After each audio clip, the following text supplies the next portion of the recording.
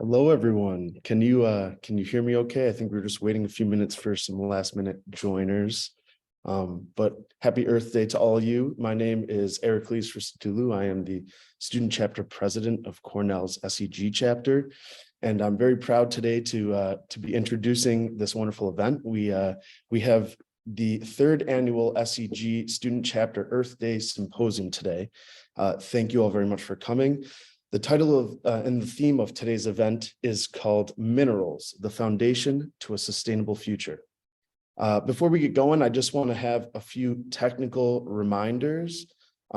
Firstly, just to let folks know briefly, we have two options for accessing the webinar audio. I believe we have a slide for this, Deanne, if you don't mind. So you can either listen to the broadcast audio through your computer, or you can call into this number here if you want to access the audio that way. So just a quick reminder, we'll leave that on the screen for a few seconds just for you to look at. Another quick thing is that webinars will be listen only for participants today. So we highly encourage you to ask a lot of questions, especially in the Q&A sessions.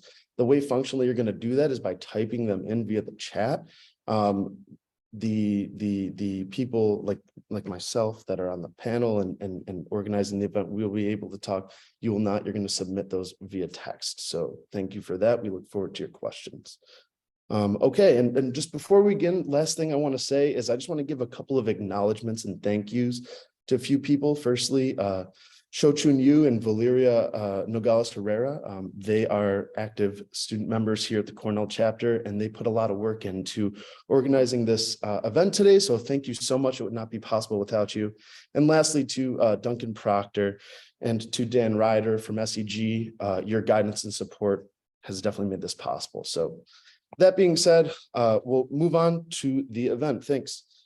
So we're also for those of you who may not be familiar with SEG, next slide, please. We have a really cool organization here, the Society of Economic Geologists, that is committed to the advancement of science of economic geology through world-class publications. They have Economic Geology, a highly esteemed academic journal in this field, through workshops, webinars like this one today, field trips and conferences, as well as developing the next generation of successful economic geologists. So Society of Economic Geologists is where students like us, we sort of blend into our professional careers here. And we really want to help you guys to figure out what that might look like moving forward. So we highly encourage anyone interested in our organization, especially students and young professionals, to visit our website. That's segweb.com for more information. And while you're there, make sure to look up our next year's conference, which is going to be held in London, 2023. And that's in August. I believe the dates are the August 26th through the 29th in London. It's going to be a very exciting conference. So we encourage you guys to please come and visit us there. We will go over the agenda quickly here for what we're going to expect today. So today we're going to be covering a broad range of topics through each segment. The agenda will first be the intro speeches. That's kind of what's happening now. And then we'll have chapter talks. We have some presentations from SEG students from around the world, including Greece and Africa and all sorts of different places. So welcome to those student and young professional people that are helping us out here. We have a keynote speaker. The keynote speaker is the SEG president, Dr. Stuart Simmons. He's going to be doing a presentation titled Geothermal Energy and Hydrothermal Systems, an Economic Geology Perspective. So that's going to be a really cool talk given to us by the president of SEG. That's a big deal, and so thank you, Stuart. Then we're going to have a panel discussion moderated by my own academic advisor, Dr. Karen Olson-Hull. Thank you very much, Karen, for doing that. And we're going to have some esteemed panelists having an hour-long discussion with her with a short Q&A at the end. And so that includes Gemma Olivo, Alan Butcher, Iriana del Real Contreras, I hope I spelled that right, Nicholas Mitchell, and the topic is going to be economic geology for the future. So thank you guys. And then we're going to have student technical videos. We have a few interesting videos that were submitted by different students that have done economic geology related research, and they will be presenting to give you guys an idea of the exciting topics within the space that people are working on. And then closing out the whole event, we'll have Sho-Chun Yu go ahead and give some closing comments, some reminders, and some notifications to some opportunities that are upcoming within SEG that you might be interested in taking care of. So thank you guys. With that, what we're going to do next is Hallelujah. Hallelujah is an economic geologist working with ICRAG that was one of the founding members of this event. Again, this is the third annual, so it started a couple of years ago by her, among others. And we're very happy to have her today.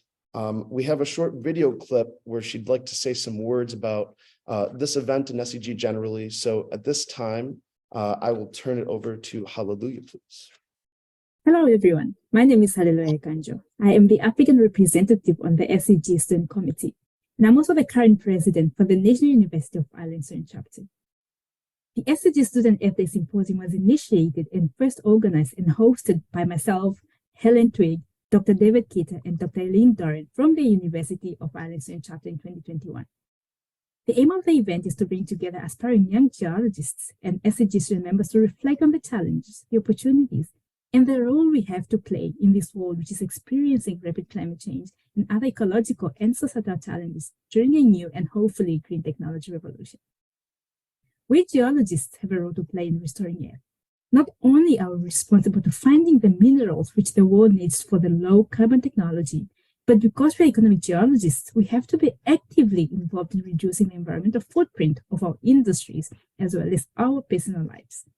A big thank you to Colorado School of Mines, who hosted this event in 2022, and to Cornell University for keeping this culture going this year.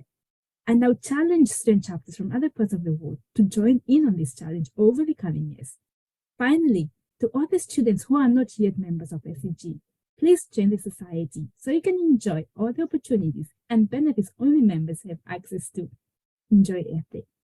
So again, just to reiterate, we're going to be looking at some student submissions, different SEG members from various chapters around the world, talking a bit about what SEG means to them and what it might mean to you. So we'll go ahead and roll with those videos now. Thank you very much.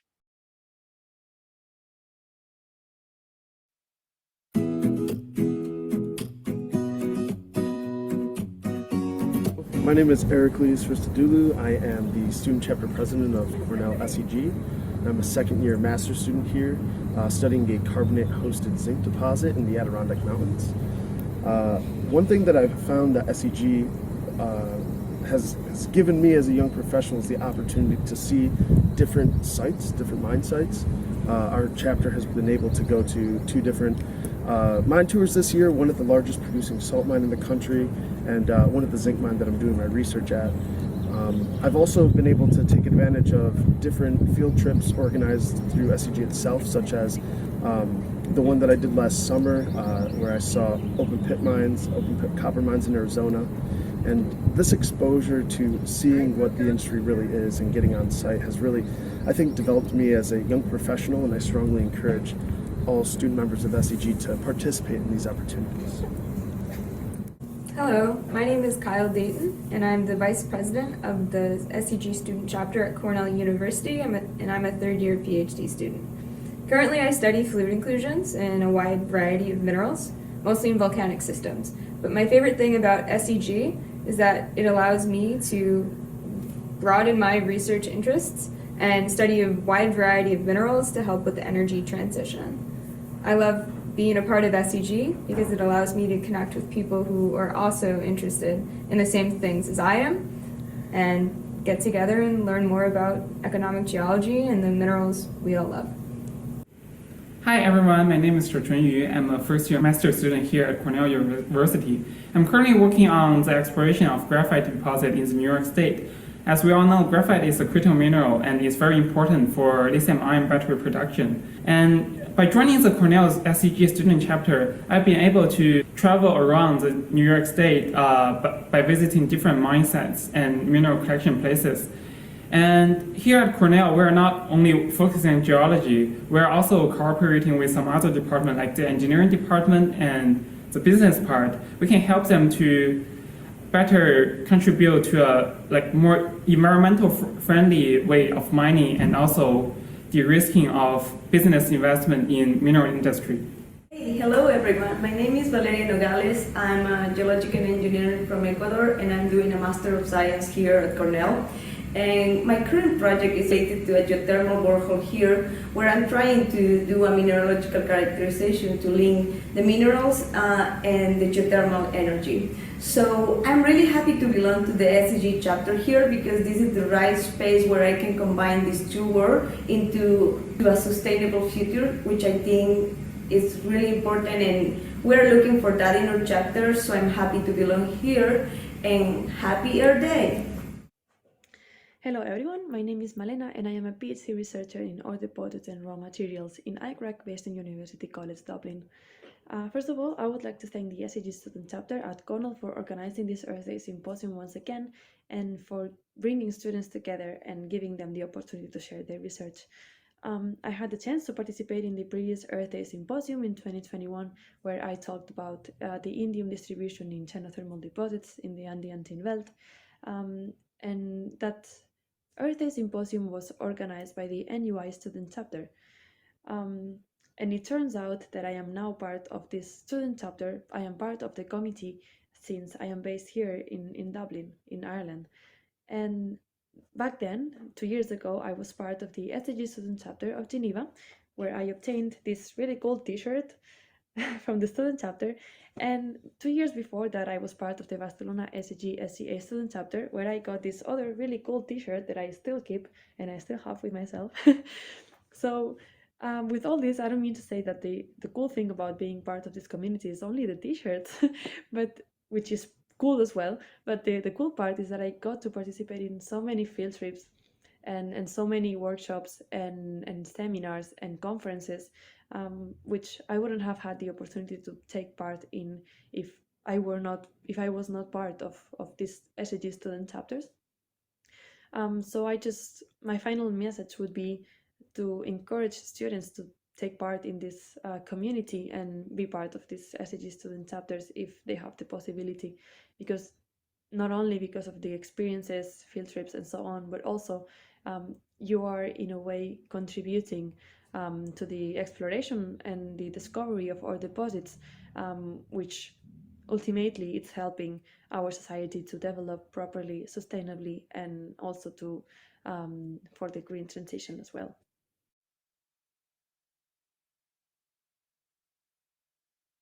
Hi, my name is Milos Kyriakopoulos and I'm a graduate student of the National and Capodistrian University of Athens. I would like to say that I'm very proud of being a member of the Society of Economic Geologists, which counts almost 104 years of existence, and it has given us unlimited supplies of scientific papers. Also, I feel the obligation to thank all the members of the society for their valuable help from its establishment till today.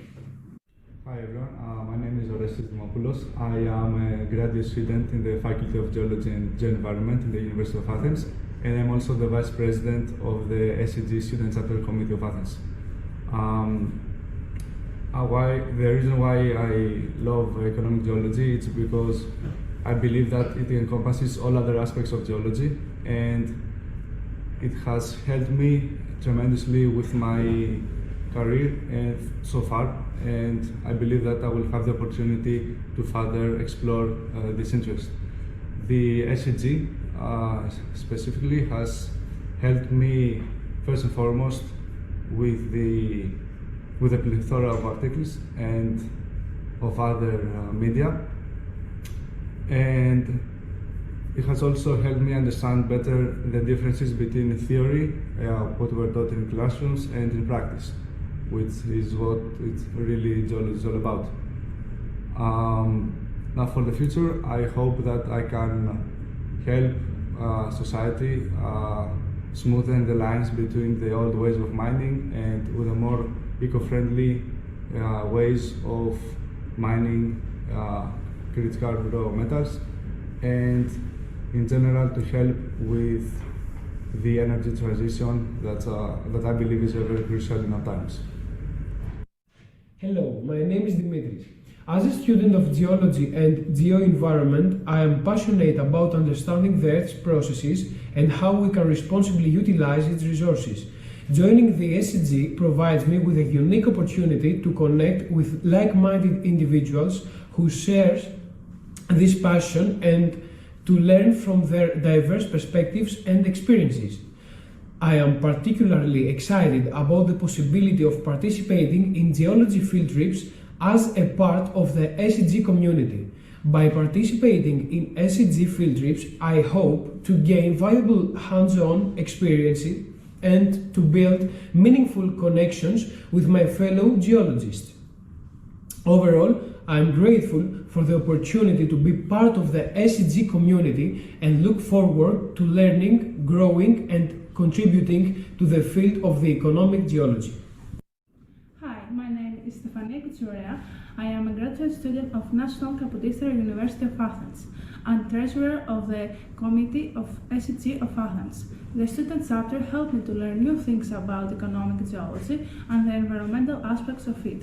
Also, it helped me to join new field trips all around Greece, especially it gave me the opportunity to understand that I like geochemistry and the science of nanomaterials. I hope in the near future I will be able to further investigate the applicants of geochemistry in nanomaterials and economic geology. Thank you very much.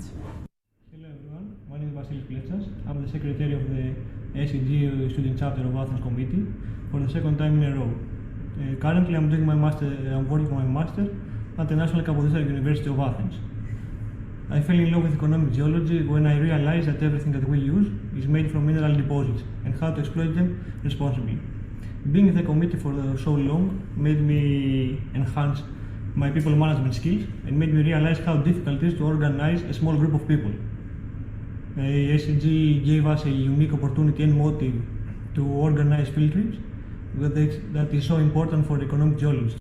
One of the most important aspects of geology is to gain field experience. SEG gave us both the motive and the opportunity to gain that experience. Hello, I'm Barbara Mihail. I'm an undergraduate student at National and Kapodistrian University of Athens Faculty of Geology and Geoenvironment. I'm proud to say that I'm the president of the SEG Student Chapter of Athens. I discovered my academic passion for economic geology through the university and our student chapter with all the actions of field trips we've accomplished. Through SEG, I managed to get in a research group and make my dream come true doing scientific discoveries and researches.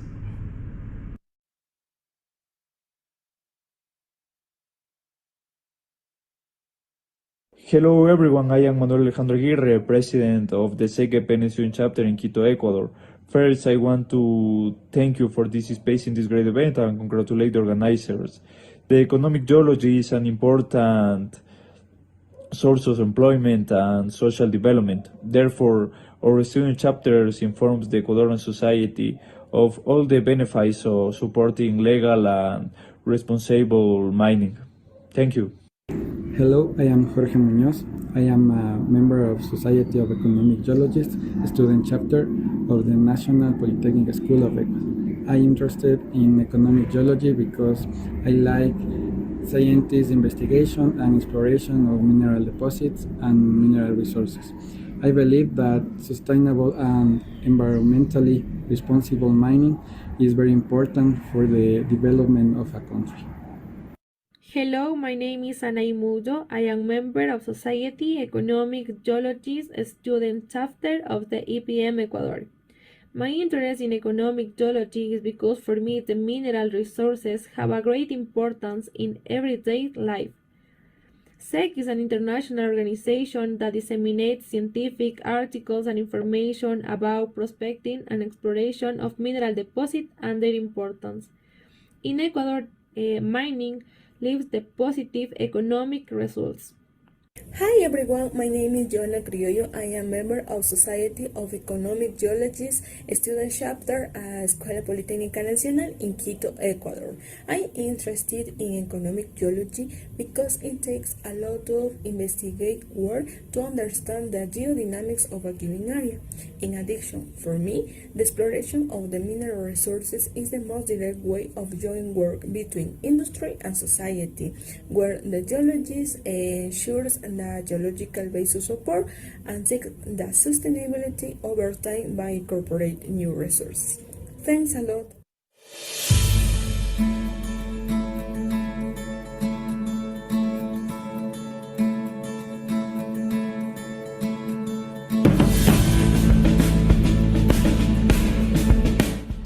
Hello everyone, my name is Francesca B. Montaos, the current president of the Philippine Association of Geology Students, Society of Economic Geologists Student Chapter. I joined SEG because it offers me an excellent opportunity to improve my geoscience understanding and abilities. SEG helps my career development by polishing my expertise through webinars and fieldworks, which is advantageous to me as a student. I can actively participate in SEG as the president of the student organization by promoting the spirit of camaraderie, unity, peace, and equality among geology students from different institutions here in the Philippines, and also to promulgate geology for continuously searching for excellence for the future professionals. Being a member of SEG is an entitlement for me since I was given the opportunity to connect with other members from across the globe. It also benefits me because I have the access to many publications and studies that will be a big help for my studies. By increasing investments in geology and other geoscience-related research and discoveries. So, hello. Today I'd like to discuss the Society of Economic Geologists and how it benefits us. We join this society to connect with people who share our interest in the field and to access knowledge and resources. By being part of this society, we have access to educational and professional development opportunities, job listing, and networking events. We can actively participate by volunteering, presenting, and contributing to publications. Being part of this community gives us a sense of belonging and purposes. Our vision is to promote excellence in the field, foster collaboration and innovation, and contribute to sustainable development. I will also say that the future of the members will be good and will have a new perspective and knowledge to the other things. So let's work together towards this goals. Thank you. And I'm Joshua Michelnate, a treasurer and a member of SEG. Hello everyone, my name is Fea Maria Itulato and I'm the current PAG Secretary and I'm going to answer the following questions. Why did you join SEG? I joined SEG because SEG provides many great opportunities to broaden my understanding in the field of exploration as well as in geoscience in general. How is SEG contributing to your career development? By attending fieldworks, organized by our own student chapter PAGs, I gained a lot of benefits, including additional input of knowledge that cannot be taught inside the four corners of the classrooms, as well as widen my experience and skills. How do you actively participate in SEG? I can actively participate in SEG by being an active member and officer at our own student chapter. What are you gaining at a personal level from being a member? Being a member of SEG really is a huge privilege because I can have an unlimited access towards many research articles, webinars, and books published by international researchers. It really fascinates me knowing the geology of other countries aside from our own, the Philippines, that can really be beneficial in my studies, as well as international connection and have a little bit of glimpse about the life of an explorationist all over the world, especially that I aspire to become one someday. What is our vision for the future as SEG members? Vision is fostering more scientific interests in the field of geoscience. Hi, my name is Chester, and being a part of SEG is an honor, especially as I was elected as the president of Philippine SEG Student Chapter last year. With the help of SEG SRW Fund, we were able to accomplish 2 field trips, one with the past SEG president, Mr. Douglas Kerwin, that made me feel more that my path in the future is economic geology. I'm Alec Martin. I'm the current president of the SEG Student Chapter for the University of Arizona. I'm getting my PhD here although I'm originally from Texas and got my undergrad from Brigham Young University. I've been fascinated with ore deposits since I was a kid and read the stories of the mithril deposits of the mines of Moria and Lord of the Rings. And I've since kind of grown more interested in the geometallurgical aspects of ore deposit mineralogy. I work part-time as a mineralogist for Freeport-McMoran, and my PhD work will actually be on sulfide trace elements in some of the porphyry copper deposits down here in Arizona. I love knowing that my work will directly impact the resources, the metals that help build civilization, society, and particularly in the light of the need of metal for making our economy and world a greener place. And kind of within that, SEG for me is very important because it helps articulate kind of the fundamental underlying philosophies of what we do as economic geologists. And of course, the connection to people and resources just is amazing and allows us to grow in our field. And I think one of the ways that we're going to expand as a science actually is kind of using improvements in fundamental understanding of ore deposit geology to not only find more deposits, particularly those who are deep or blind, but also in extracting as much value out of every particular place that we mine just by knowing some of those fundamental geologic or mineralogic controls. So happy Earth Day from the SEG Student Chapter at the University of Arizona. Hi everyone, my name is Eitan Bose-Arendt. I'm a student member at the University of Arizona in Tucson SEG Chapter. I've formerly served as the treasurer and the president in the past, and now as a student member, I'm still involved in the chapter here, participating in events such as inviting SEG traveling lecturers, as well as the various student-led field trips that we have through our department and our chapter more specifically. That's probably the main reason I joined this SEG chapter here, as I find that the geologists that see the most rocks are the ones that are the most knowledgeable about those kinds of things. So I've taken every opportunity with the SEG to go out in the field and actually be involved in the examination and the learning process of looking at the various kinds of rocks that we see out there. Hi everyone, I'm Aaron Skasupre, a student at the University of Zambia and a member of SEG. I'm currently the president for 2022-2023 Student Chapter. My name is Abigail Msonda. I'm vice president for the Society of Economic Geologists, UNZA chapter, here at the University of Zambia. Aaron and I are final year undergraduate students studying geology here at the University of Zambia, and we are proud Society of Economic Geologists members. Yes, so SEG was commissioned last year, which is 2022, somewhere in November, and we've experienced the benefit of it. We've had the likes of Professor Muriel Lutzman, who had the nice sharing on the copper belt discoveries, and we are also looking forward to encourage more students to join it and, of course, promote the global platform. Even for the Earth Day, which is going to take place, we encourage all the students, and yes, thank you. Thank you and happy Earth Day.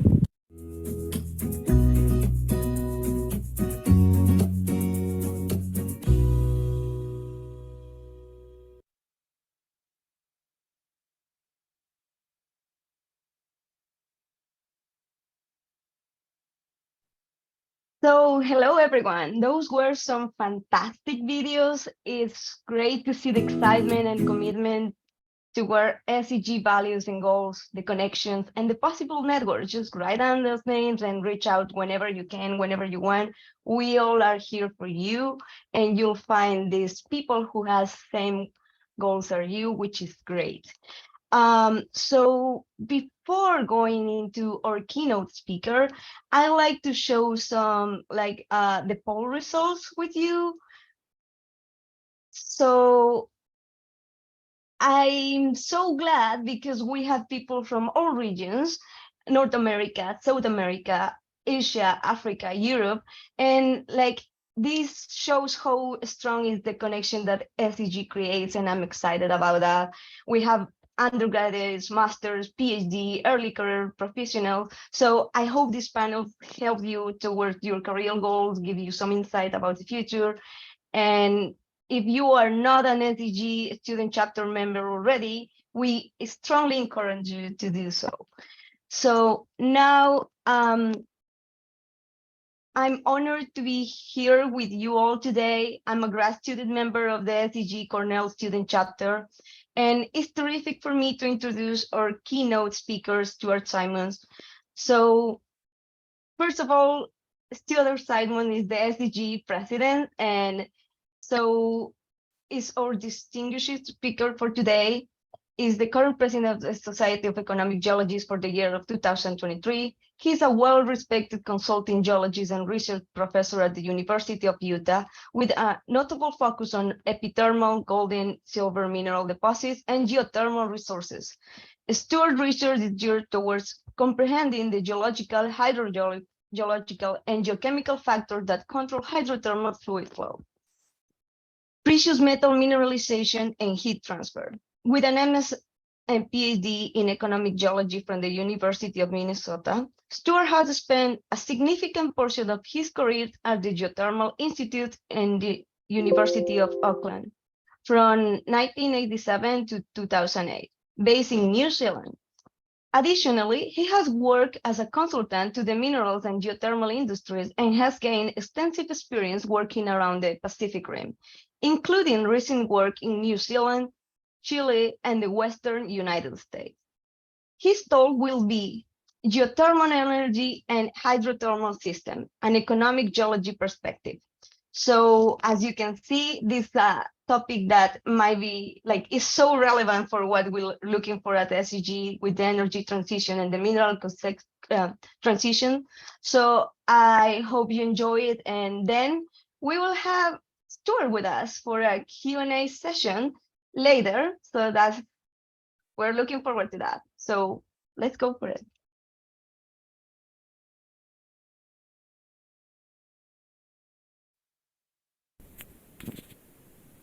Today is Earth Day, and I'm honored to have been invited to make this presentation. This talk is about geothermal energy and hydrothermal activity, and it seems a particularly relevant subject, having been an intrinsic feature of the dynamic Earth since early in its evolution. Geothermal energy and hydrothermal activity play a critical role in the formation of mineral deposits.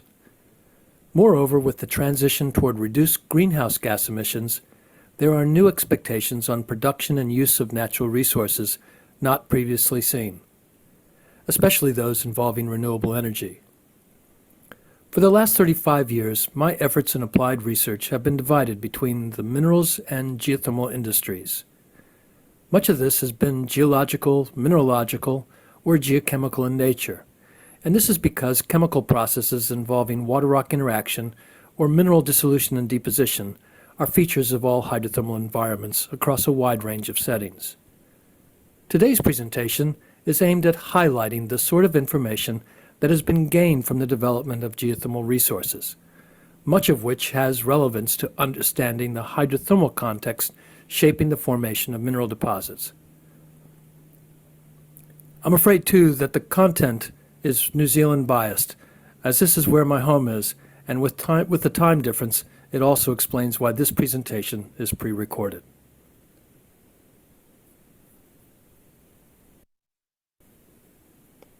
To start, let's consider some of the aspects of hydrothermal activity that make it worthy of investigation. Most importantly, it is a fundamental process in the upper crust that has been active throughout Earth history. It captivates the human senses, as exemplified by visits to places like Yellowstone and hot spring resorts. It produced base and precious metal ore deposits.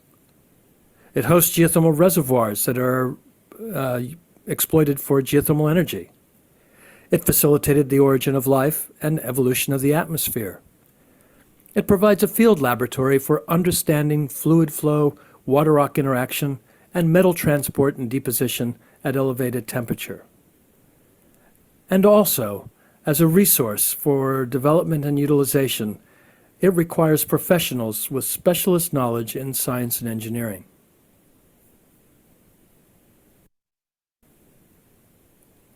Before we get too deep, let's also confirm a few definitions.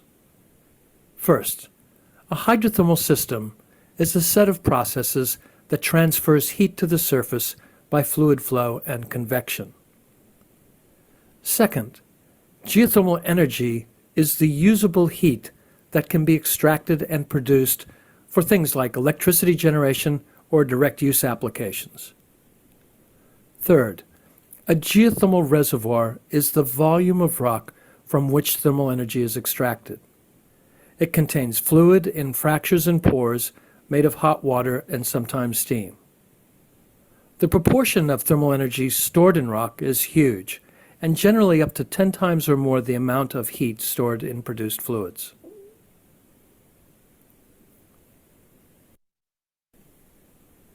Geothermal resources are found in different geological settings that vary in geometry and dimension. Reservoirs are outlined, and they occupy limited volumes as controlled by temperature and permeability. And these resources are generally limited to 3 kilometers depth, not by geology, but by the cost of deep drilling. In sedimentary basins, reservoirs can be laterally extensive and confined to horizontally bedded strata represented by particularly porous and permeable horizons. In extensional fault settings, hydrothermal fluid flow is confined to a narrow buoyant plume that is restricted to subvertical planar structures that have elevated permeability. In volcanic centers, magmatic heat drives convective circulation, producing hydrothermal plumes that host reservoirs within the upflow zone and sometimes the shallow outflow zones. And the hottest and most prolific flow of hydrothermal fluid is found in these environments.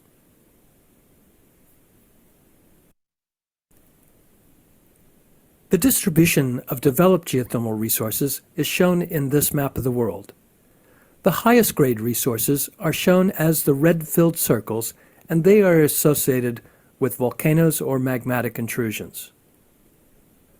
Lower grade geothermal resources associated with extensional fault systems are shown as gray-filled circles, and they are found in the western USA and western Turkey.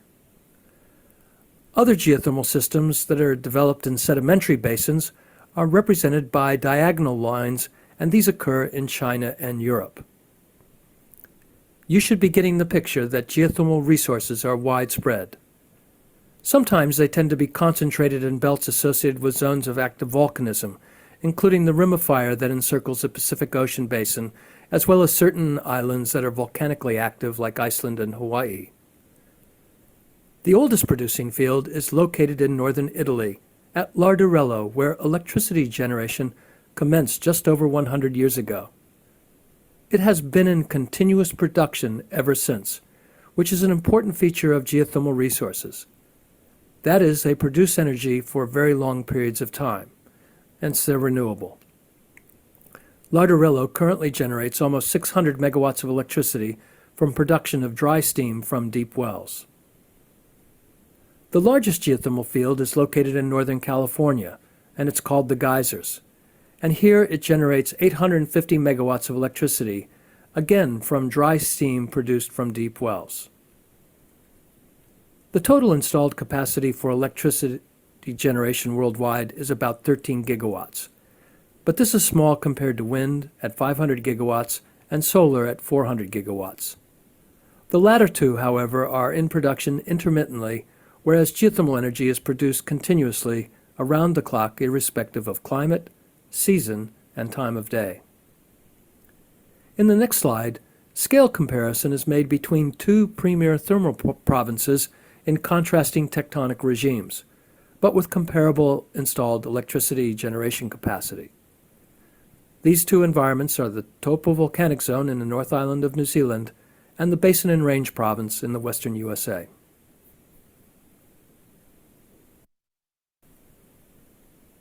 Geothermal systems in the Basin and Range are shown on the right, and this region covers most of the state of Nevada, the western part of Utah, and the eastern edge of California.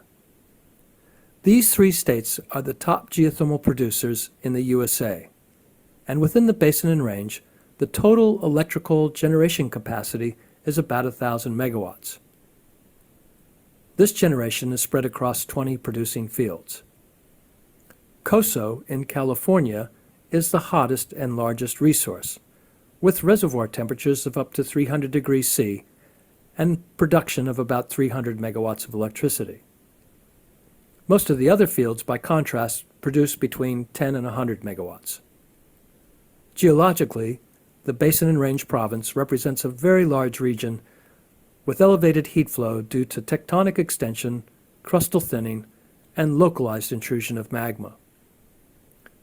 On the left, a map of the topovolcanic zone in New Zealand is shown, where the total electricity generation capacity is also about 1,000 megawatts. But here, generation is spread across 8 producing fields that range from 40 to 380 megawatts in output. Geothermal energy production is concentrated aerially compared to that of the Basin and Range.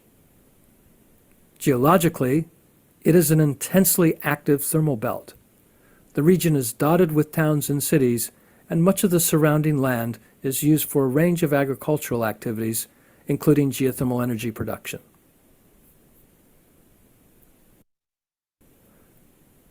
For example, Rotorua is a city that was founded and developed on hot spring activity.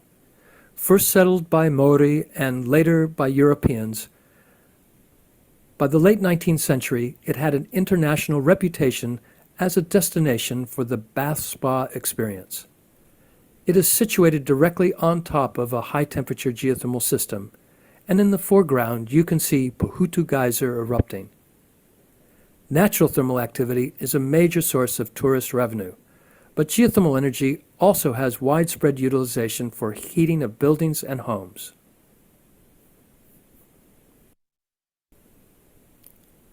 Hot springs and hydrothermal activity in New Zealand are widespread, occurring in different tectonic settings that relate to a common plate boundary. In the North Island, westward subduction of the Pacific Plate beneath the overriding Indo-Australian Plate is related to arc magmatism and the topovolcanic zone. In the South Island, the plate boundary is defined by the Alpine Fault, which is a transform structure resulting from transpression, and which localizes hot spring activity along much of its length. In the North Island, hot spring activity is distributed, but the high temperature activity is mostly localized within the topovolcanic zone, where many of the high-value geothermal resources have been developed. Full system cartoons of hydrothermal circulation under convection emerged in the early 1960s, and they have been subject to revision ever since, but they all share common elements. This one emphasizes the emplacement of magmatic intrusion as a source of heat which stimulates large-scale convective fluid flow. Consequently, meteoric water descends to greater than 5 kilometers depth, where it is heated and returned back to the surface as a buoyant plume of hot water. The data that informs this sort of model are based on experiments and numerical models that date back to the mid-1960s. With exploration and production drilling of a number of systems around the world in the ensuing decades, we have learned much about the top 3 kilometers of these systems. Below that level, however, we remain dependent on inferences about things like fluid chemistry or geophysical data that can be obtained near the surface, rather than direct measurements to inform modern understanding of this deep environment. Of particular interest are the processes occurring at the base of the convection cell, which is where thermal energy and soluble species are endowed in the circulating fluids.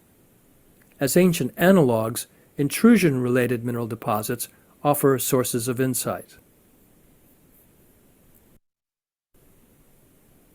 The process of convection is familiar and active in the summertime and in hot climates in the atmosphere, but these circulation cells last just a few hours.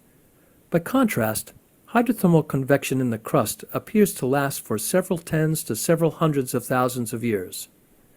Unfortunately, the lifespans of hydrothermal flow and circulation are difficult to date, and thus there is heavy reliance on numerical models to provide constraints.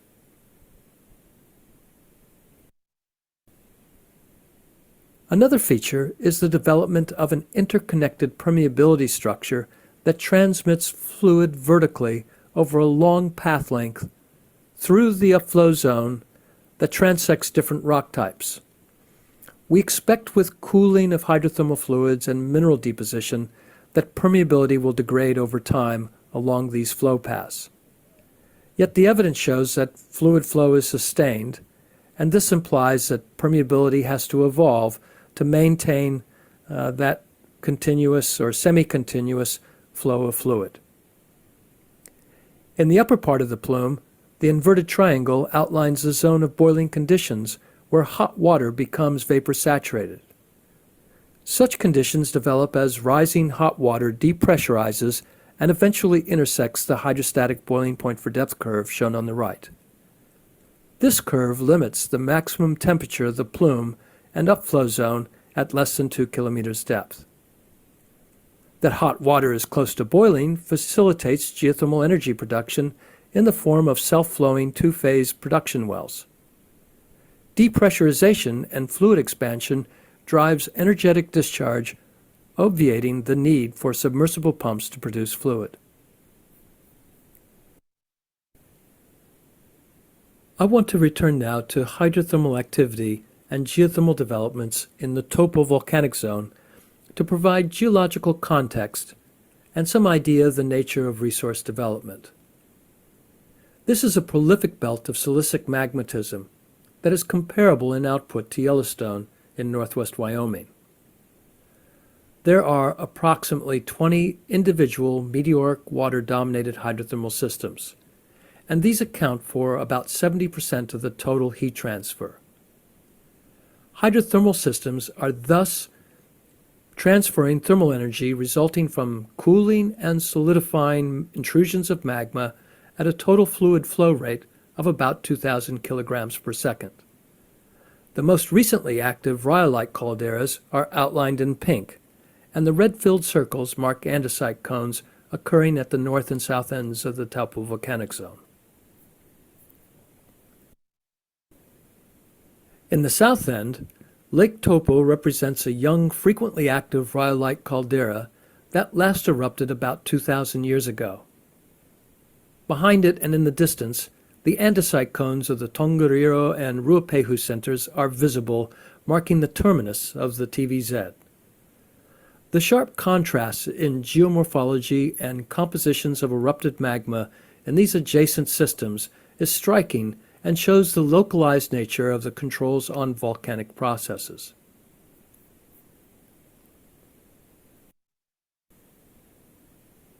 At the north end of the TVZ, White Island is a partially submerged andesite cone in the Bay of Plenty that houses a magmatic hydrothermal system.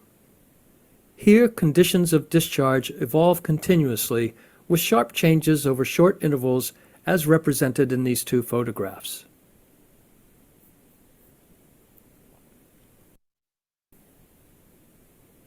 Here now is a different representation of hydrothermal activity as observed in terms of variation in electrical resistivity at 500 meters depth based on geophysical survey. The plans of hydrothermal plumes are filled in red and outlined in yellow, whereas the blue color represents cold rock. Geospatially, one can compare the locations of hydrothermal plumes with the belt of active faulting to the west and the centers of young recent volcanism previously described. It is hard to escape the realization that the loci of distinct dynamic activity of volcanic arcs are offset from one another despite having an intimate interrelationship when considering the necessary ingredients for hydrothermal fluid flow.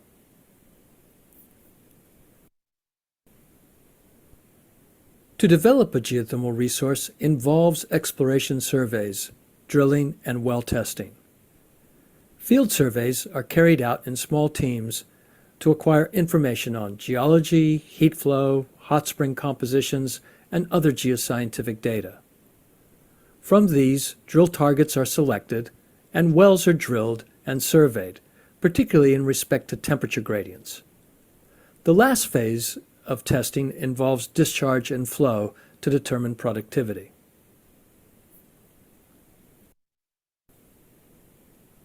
In this aerial view of the Oaxaca field, you can see the layout of well pads and pipelines with respect to the production zone.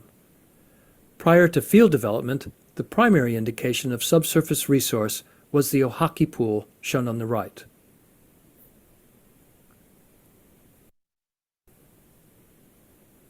In map view, the exploration of the Ohaaki resource commenced with appraisal of heat flow and sampling of hydrothermal features, shown on the left. Drilling of vertical wells, shown in the middle panel, defined the extent and productivity of the resource. And this is shown in cross-section on the right, in which the distribution of rock types, isotherms, and directions of fluid flow are portrayed.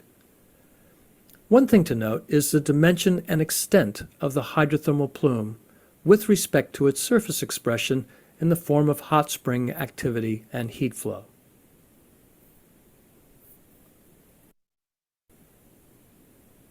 Additionally, the distribution and zonation of hydrothermal minerals can be considered as shown on the far right. In sum, a 3D understanding of the hydrothermal plume and its surrounding environment are illuminated, including the distribution of pressure, temperature, and composition of hydrothermal fluids, and their relationship to rock types, faults, hydrothermal alteration, and mineral deposition. Such understanding is unique and very hard to gain in any other environment than a modern active setting.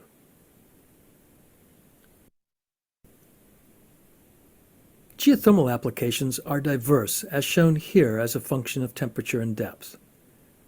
Ground source heat pumps are deployed at the shallowest and coolest range of conditions. We have not discussed this type of application, but they are widely used for heating and cooling of buildings and homes and have huge growth potential. Other direct use applications tap reservoirs having temperatures ranging up to about 120 degrees Celsius, and include activities such as agriculture, aquaculture, and industrial processing. At hotter temperatures, electricity is generated using binary and flash plants, and these are developed for reservoirs between 120 and 330 degrees C, overlapping with hydrothermal conditions known to be relevant for ore formation. Unproven but long advocated is what is called an enhanced geothermal system, in which heat is produced from widespread but deep occurrences of hot dry rock. Such environments occur everywhere in continental crust between 5 and 15 kilometers depth, but technological advance is required to make them commercially viable. Such environments are attracting renewed R&D investment worldwide, including in the U.S. as supported by the Department of Energy.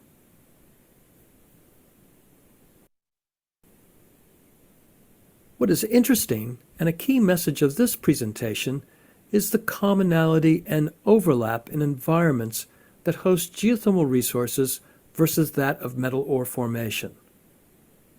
Geothermal drilling into such environments is routine, yet intercepts of mineralized rocks are scarce and generally sub-ore grade, suggesting that ore formation itself is a relatively infrequent hydrothermal process.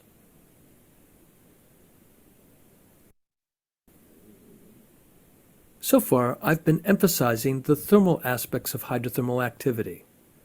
But there are chemical aspects to consider as well, especially in respect to the range of precious and base metal ore deposits shown here as a function of temperature and depth.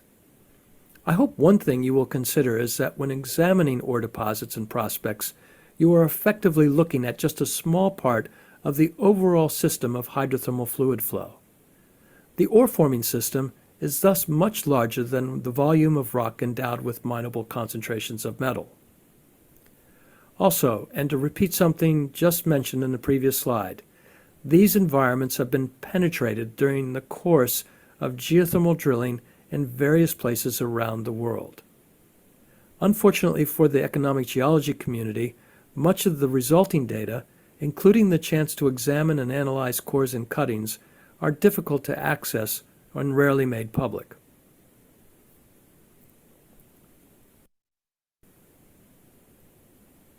But there are examples, and returning to the modern setting, the sorts of information that have been gained are briefly covered in the next few slides.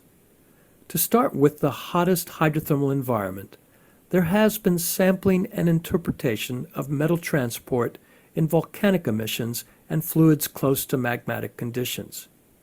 At White Island, for example, there are data on hydrothermal fluxes of copper and gold showing the relatively high rates of metal transfer. In hydrothermal systems developed for geothermal energy, there are similar data based on deep downhole sampling of production wells. From these, we learned that metal fluxes range widely and at the upper end are very high. We infer based on spatial variability that sources of metals are localized and likely derived from intrusions of magma.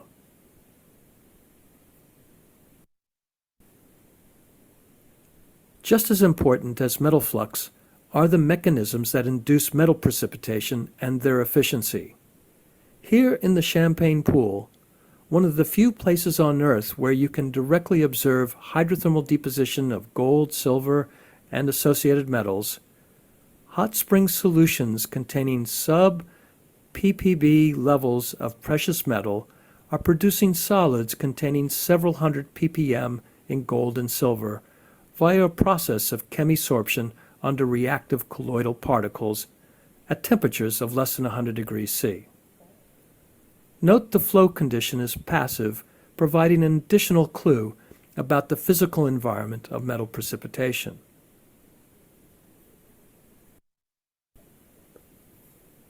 By contrast, and in this example, gold, silver, and copper are deposited in surface pipework near the head of a high-temperature production well, where phase separation and flashing induces efficient precipitation of metals. Compare the concentrations of gold and silver in solution, which are at ppb levels, to those forming mineral scale on the downstream side of the back pressure plate, which are tens of thousands of ppm. This sort of information really highlights the importance of metal depositing processes, their efficiency, and their association with very energetic conditions of flow. We can thank geothermal engineers for drilling the well and creating an environment of metal deposition that is directly analogous to ones forming low sulfidation epithermal veins.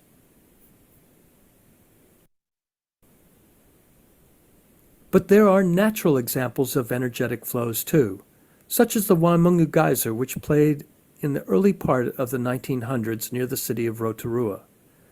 This is the most powerful geyser ever known, and the photograph shows eruption of water, steam, and rocks to over 100 meters in height. It resembles the engineered flow regime shown in the previous slide. Furthermore, had gold and silver been dissolved and transported by the rising hydrothermal fluids, they would have likely precipitated as veins in the feed zone below the surface of this powerful geyser.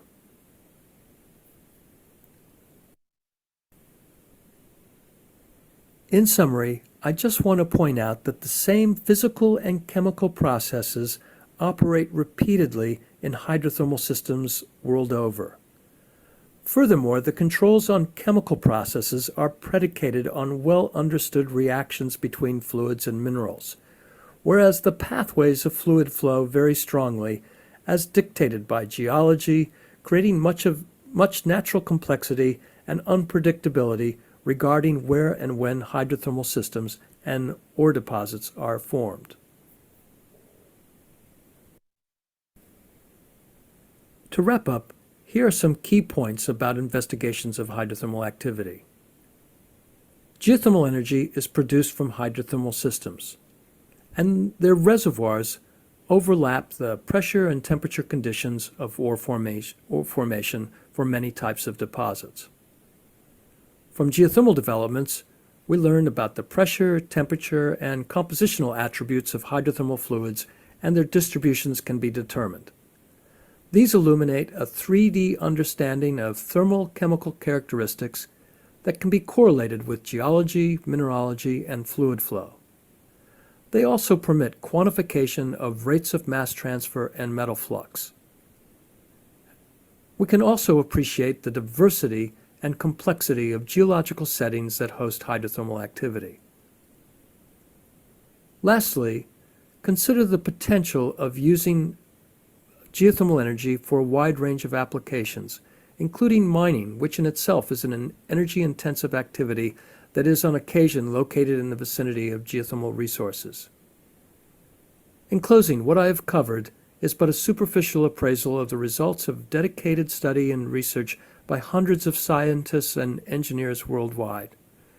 We still have much to learn, and there is need for advances and breakthroughs to support the energy transition now underway.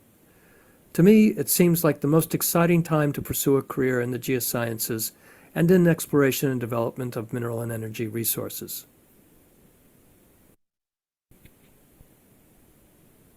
So thanks for listening, and all the best in honoring and celebrating Earth Day.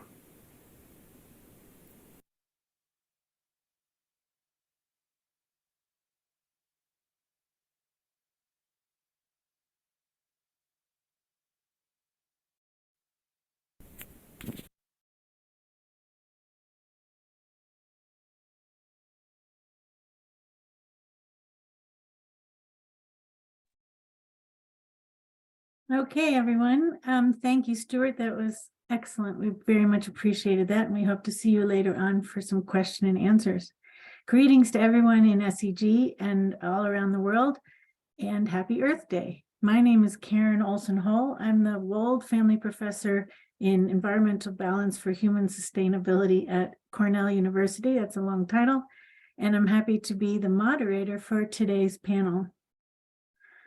We have with us today, if we can pop up the people. Hello, everyone. We have Professor Gemma Olivo from Queen's University. We have Alan Butcher from the Geological Survey of Finland, Irene del Real Contreras, University of Chile, and Nicholas Mitchell from Regeneration Enterprises, an NGO related to Resolve. So that's our panel for today, and I just wanted to tell you the format we're going to follow. First, the individual panelists will do a brief introduction of themselves and their views, I think, and then we will jump into our two major topics and themes for discussion. There'll be time for question and answer afterwards, so please feel free to post your questions there online, and we can address them afterwards. Our topics for today is first, what is economic geology, which is a good question, and what will it be in the future? And the second topic will be how can economic geologists help society overcome challenges we have in providing resources for the future? Both of these questions I feel are very important for economic geology students today. And I wanted to mention that Brian Hull, who is the executive director for SEG, felt very strongly that students and young professionals are the heartbeat of the society of SEG, and also the future of creating a sustainable mineral resources industry in the future. You guys, you out there will be driving the better decision-making through the application of fundamental earth science and make the world a better place. So with that, I want to see if we can get all of our panelists visible in the view at the same time. And then I will have everyone introduce themselves. And since I can see, let's see, is everyone there? Hi, everybody, panelists. We're going to start with Gemma and Alan, Irena, and Nicholas. And just give a few minutes or a minute or so introduction to yourselves. First, thank you very much for the invitation. It's a great honor to be here, celebrate the Earth Day with this community. So thank you very much. So I'm a professor at Queen's University. I teach resource engineering and economic geology, as well as sustainability. And I'm originally from South America, from Brazil, where I did my baccalaureate and master's degree, and moved to Canada more than 30 years ago, and have been working exploration and research on mineral resource. Whoops.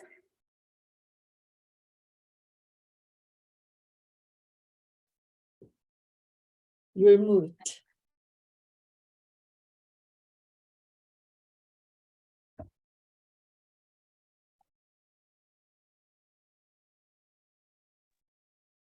Karin, we cannot hear you. I know, I'm sorry. Alan, would you like to go forward? And then Hey. Irena and Nick. I was just muting myself. Yeah, no, that's fine. Can you hear me okay? I'm not on mute. Right, so thank you very much, everybody, for joining. I'm sitting here, I'm near the North Pole, I'm near the Arctic Circle at the moment. I mean, the sun is still shining behind me. I find myself in the Nordics. I'm a British geologist, and I've spent, well, I think it's nearly 40 years traveling the world, looking at rocks. And I think the older I get, the rocks are getting older than I'm looking at. So I started off, I was a layered intrusion specialist, and the rocks I started to look at were very young, tertiary in age. And then I went to Africa, and I realized that there was a whole area of geology I knew nothing about, and that was old rocks. And so these were Precambrian rocks and Archean rocks. And I've continued that interest, and now I'm living in a country where everything is old, everything is deformed, everything is metamorphosed, but we have wonderful ore deposits. And so it's been a huge challenge for me, just trying to understand all these different processes that have occurred within the rocks that I'm looking at. And then just this week, I've been looking at rocks that are as old as the Earth, and in some cases older. So I've been looking at some extraterrestrial rocks. So, you know, in essence, I'm a specialist and a generalist, and I just think that we are entering an age where minerals are going to be more important than ever. And so if you have an interest in minerals, how they form, how they can be useful to society, you have a wonderful future, all of you out there. So that's me.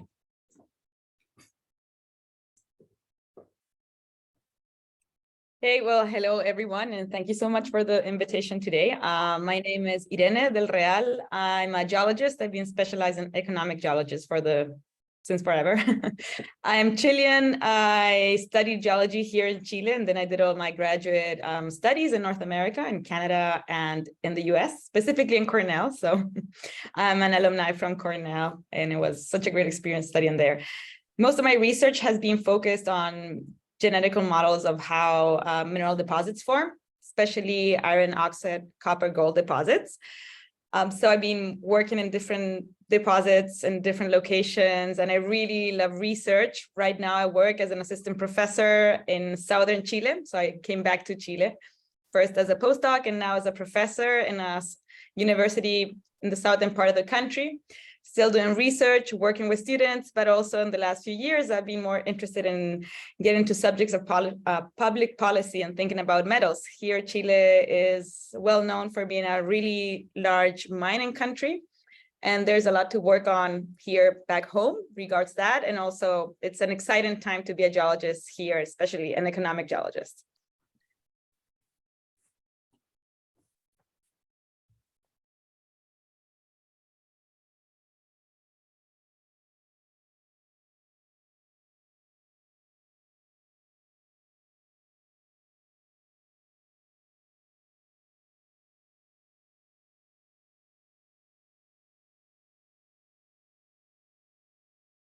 Sorry, what happens in these things is everybody tells you that you're muted.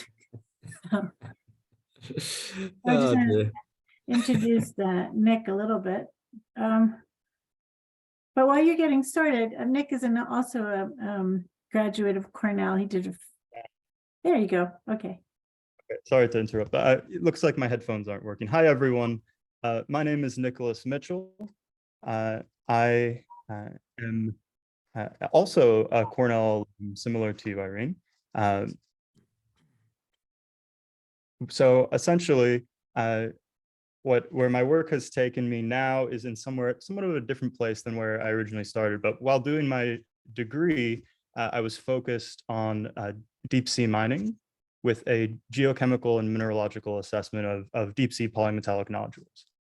Now I've inadvertently, or maybe intentionally, it's hard to say, ended up in another somewhat unconventional resource with work that I've been doing as part of a startup that I helped co-found called Regeneration Enterprises.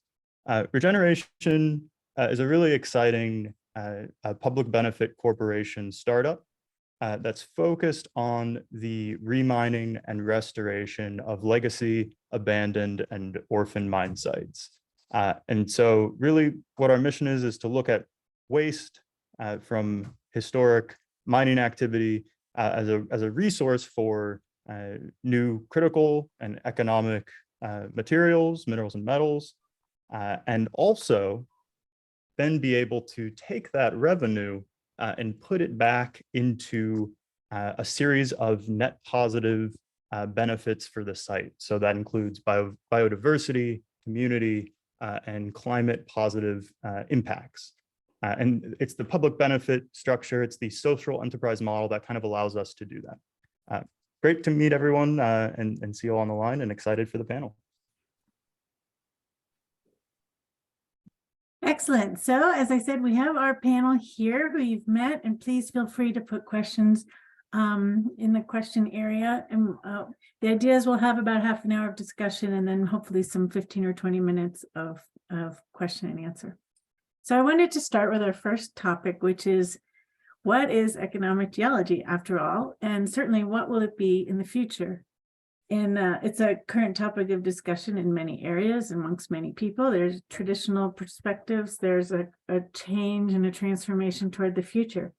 So I wanted to start with Gemma, who is our economic geology expert, I think, there at Queen's, and you know, give us your thoughts about what economic geology is. And Bobby. So my research has been very traditionally on understand the process relate to concentrations of mineral deposits. And through the years and getting older and seeing how things are evolving, then we expand our ideas and concepts in terms of what economic geology means. So in a reflective way, I would say it's, if you think about economic geology itself, for me, it's a multidisciplinary field.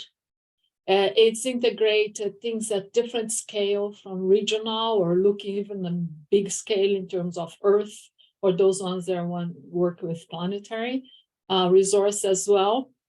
Involves tectonics in geology, petrology, and structural geology, and characterizations of minerals at different scales, from macro to nanoscales, in terms of textures and compositions, and integrate also geochemistry, geophysics, to understand process related to the formation of the deposits, but also their characteristics and the parameters we can use to try to find more, to explore for them, to mine them. So interrelating with rock mechanics and engineering here, to extract them in different ways in terms of concentrations and going through even like refining processes.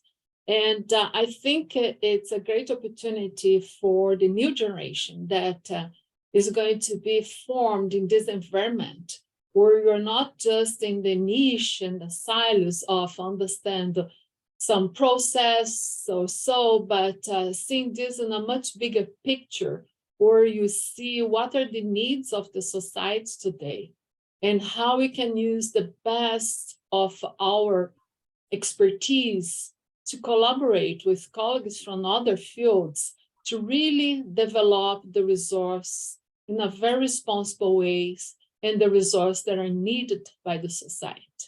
So I think that's a great opportunity, and to evolve as a field and ourselves as professionals. Excellent. That was wonderful. Thank you.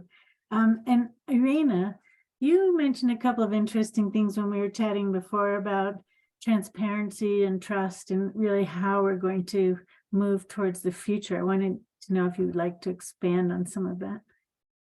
Yes, thank you, Karen. First, I totally agree with what Gemma is just saying, and I have a very similar appreciation about what is economic geology and what we do.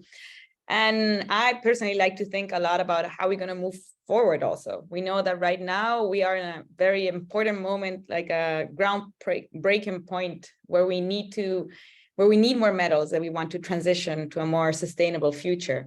And in that sense, as economic geology, we actually have a very, very, very important work to do. So in my perspective, it's a great time to be an economic geologist. And one of the things that we were talking with Karen some days ago was, how do we actually reestablish our communication with society as economic geologists. I think, well, lots of the work we do is related to the mining industry that historically we know is an industry that, you know, is there in order to make money. But right now, things are kind of shifting in the sense that we need metals in order to transition to renewable energies. And that is more than just making money. That is something that is important for us as humanity, as a society. So there's a bit of a change in the paradigm, not a bit, quite a big change in the paradigm on how we build trust as a society with the industry, with economic geology in the end. So one of the things I think is incredibly important is transparency in data from companies, from mining companies. There are a couple of initiatives, international initiatives that have to do with 100% transparency in mining operations, which I think is super interesting, especially want to move forward with to an industry that has a better relationship with communities, with environment, and not only in North America, I'm thinking about all around the world. And I think that's a very essential move forward if we want to work to a better future. And in that sense, I think that is also part of being an economic geology. So if we want to move forward, we need to start working on that change as geologists, which is why I think it's so important that we have these type of concepts. We think about them and we talk about them. Excellent, thank you. And you're so right. That kind of leads us into Alan. You also made a few comments about money, for example, and yes, finance, and what we are today and how we can, you know, move forward to a future economic geology. Yes, so I'd like to take a slightly different approach here, and of course you'd have expected me to do this, Karen. I'd like to go back and actually just examine the term economic geology. So what is geology? Well, geology is the study of the Earth. And the thing about the Earth is that you don't know you're on a planet until you leave the planet and look back at it from some distance. And this is one of the things that people who have been lucky enough to leave the planet, go around in the space station or go to the moon and come back, have realized that, yeah, it's a beautiful planet with a very limited atmosphere. It's got lots of water on it, but basically it's one blob of rock out there in space. And I think, you know, we've got to go back to the basics and say, right, we're all on this planet together. All minerals are important. Perhaps all minerals should be for everybody. And we shouldn't have border disputes over minerals because they're just too important for our existence. You know, we've had the Stone Age, we've had the Bronze Age, we've had the Iron Age. Who knows what age we're in at the moment, but it could be that the next era is the age of minerals, where minerals will be the thing that saves us and keeps us going.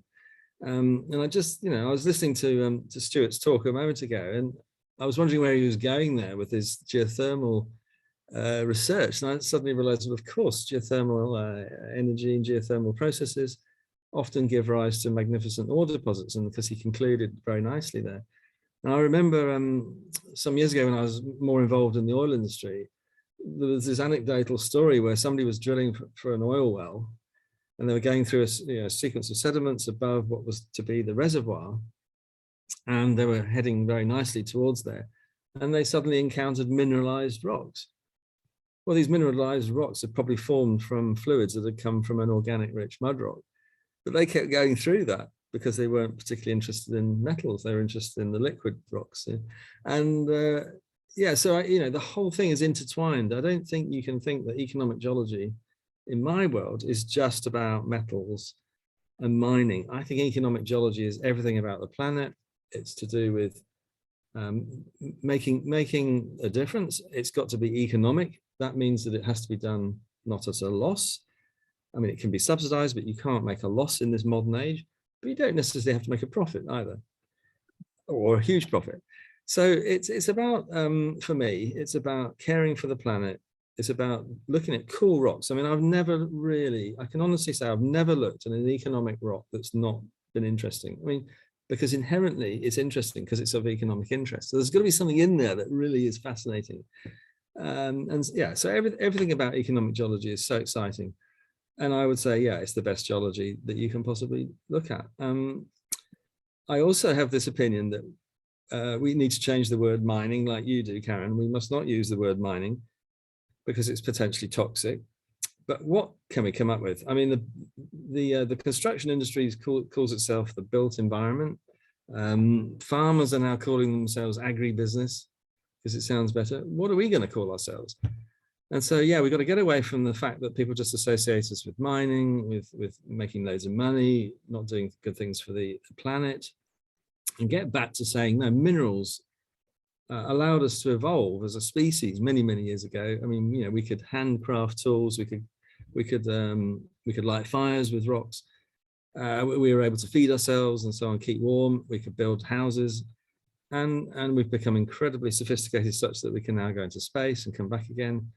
But it's all because of minerals. And so I really like to push the fact that economic geology is about minerals, and it's about more than just the obvious. There we go. That leads me to Nicholas. And by the way, I encourage the panel to, you know, discuss back and forth as well as we move through this. But Nick, you mentioned, and following from Alan's comments about the public benefit of resources and unconventional resources. So I wonder maybe if you could talk about that a little bit in a economic geology kind of framework.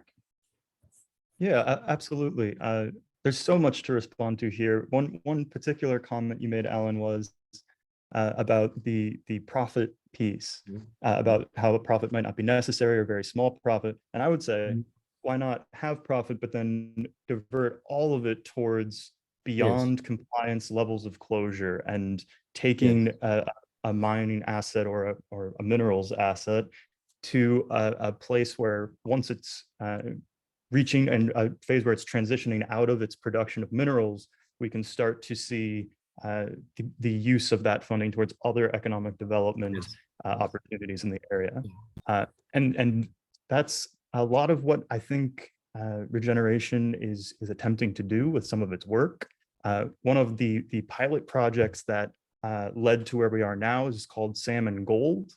It focuses in Alaska, British Columbia, and the Yukon in North America.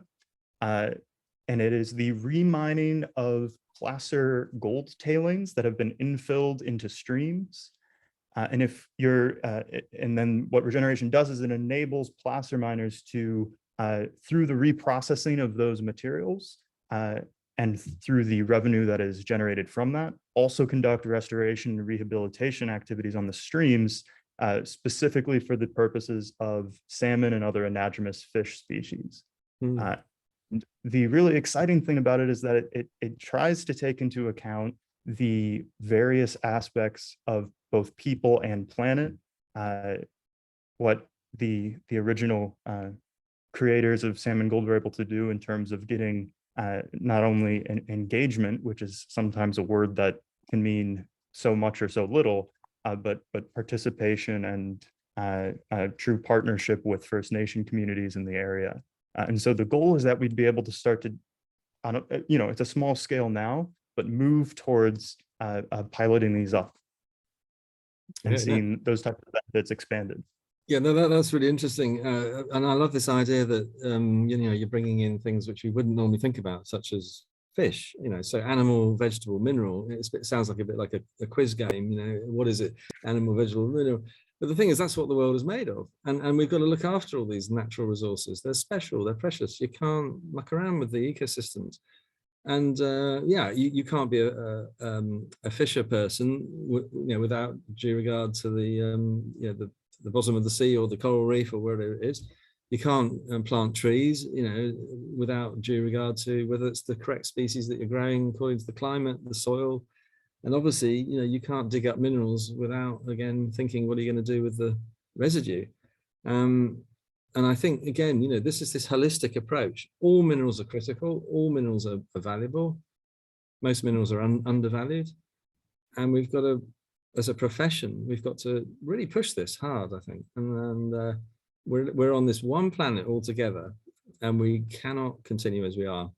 No, that's absolutely true. And that brings us further into our future discussion. Gemma, I wanted to ask you, because you raised this originally, how can we, there's so many challenges out there. There's an idealistic view, there are small projects we could do, but how can economic geologists, whatever economic means now, it means the full life cycle, but how can economic geologists help society overcome these challenges, that there are enormous challenges to providing resources for the future? And how can we do it from our perspective? I think there are two aspects of it. One is that because you are from the professionals that are work in providing those what I call earth resource, you are the ones that have the technical knowledge in terms of the geology, petrology, mineralogy. I think the first step is that we make sure that we have a solid foundation on those skills that are necessary to find or to understand how they form, to understand their characteristics and assist in find.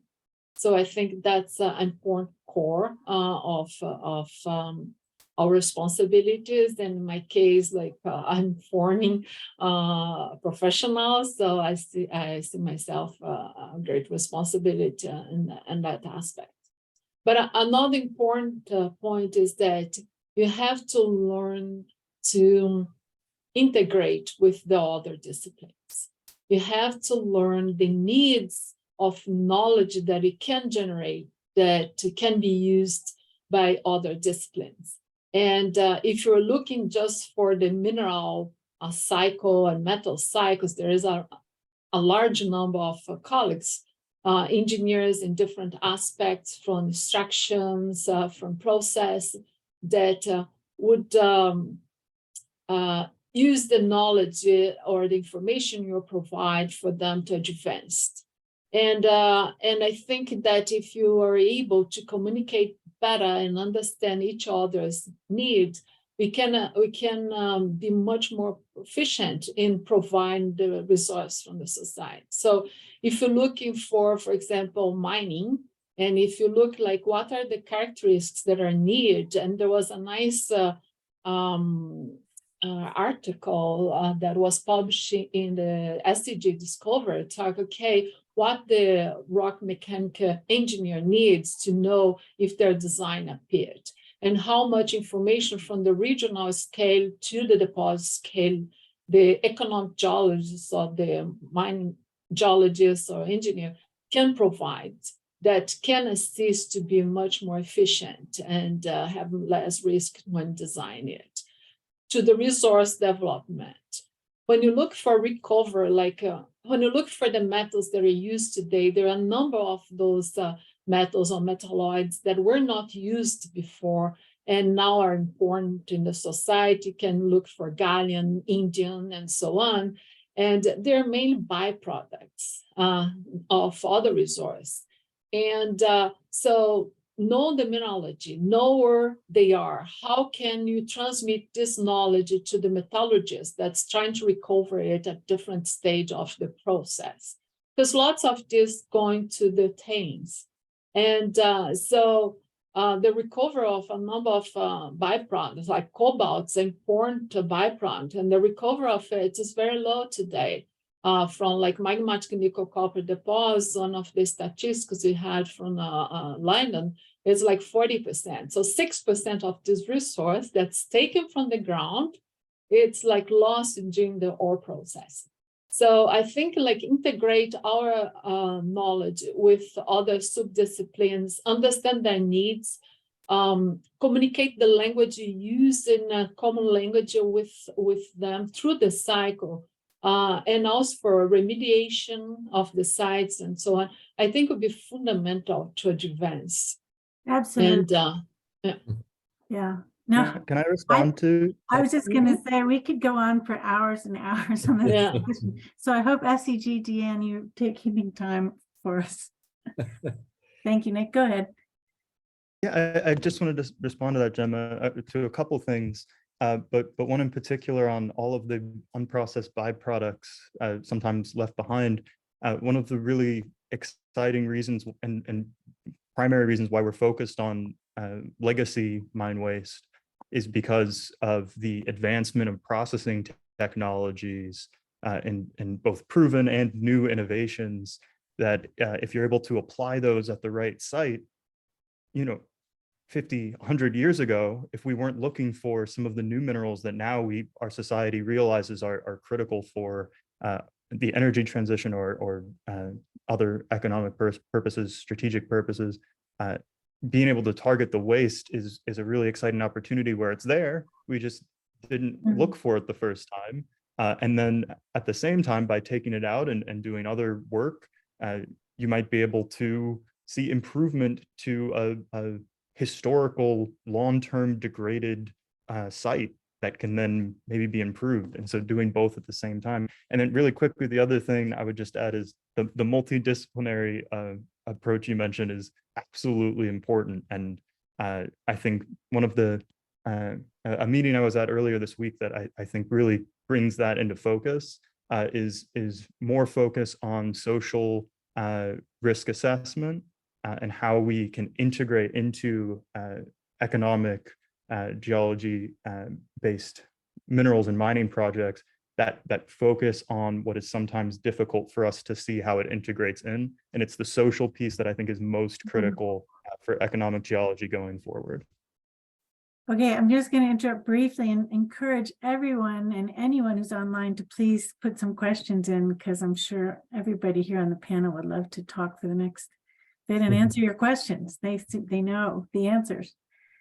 Irina, one thing I wanted to ask you in this topic of bringing in all the different disciplines, you had mentioned quite a bit about innovation, and the engineering part of the process came up with flotation, solvent extraction, electrowinning, other incremental developments that helped make mining more economically feasible. So what geological innovations can we rely on? Maybe new tools or new approaches, or being able to predict from an ore to the waste pile or something? How can economic geology jump into that innovation space? I think so I'm glad you mentioned the flotation method, which I really think is a great example of how innovation and technology can be a game changer. So before the 1920s, you would need a very high grade in sulfides, for example, copper sulfides in a deposit in order for this to be economic. But with the flotation method, you are able to separate these sulfides and concentrate them, which in a very non-expensive way, that was a game changer, because basically deposits that were lower grade were economic again.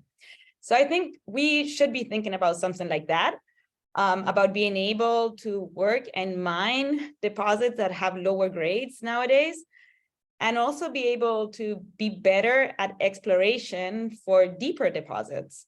Some parts of the world, like Australia, have been really good at this, mainly because they have, a very thick cover of Mesozoic rocks that they need to look through before they can actually find something that is economic.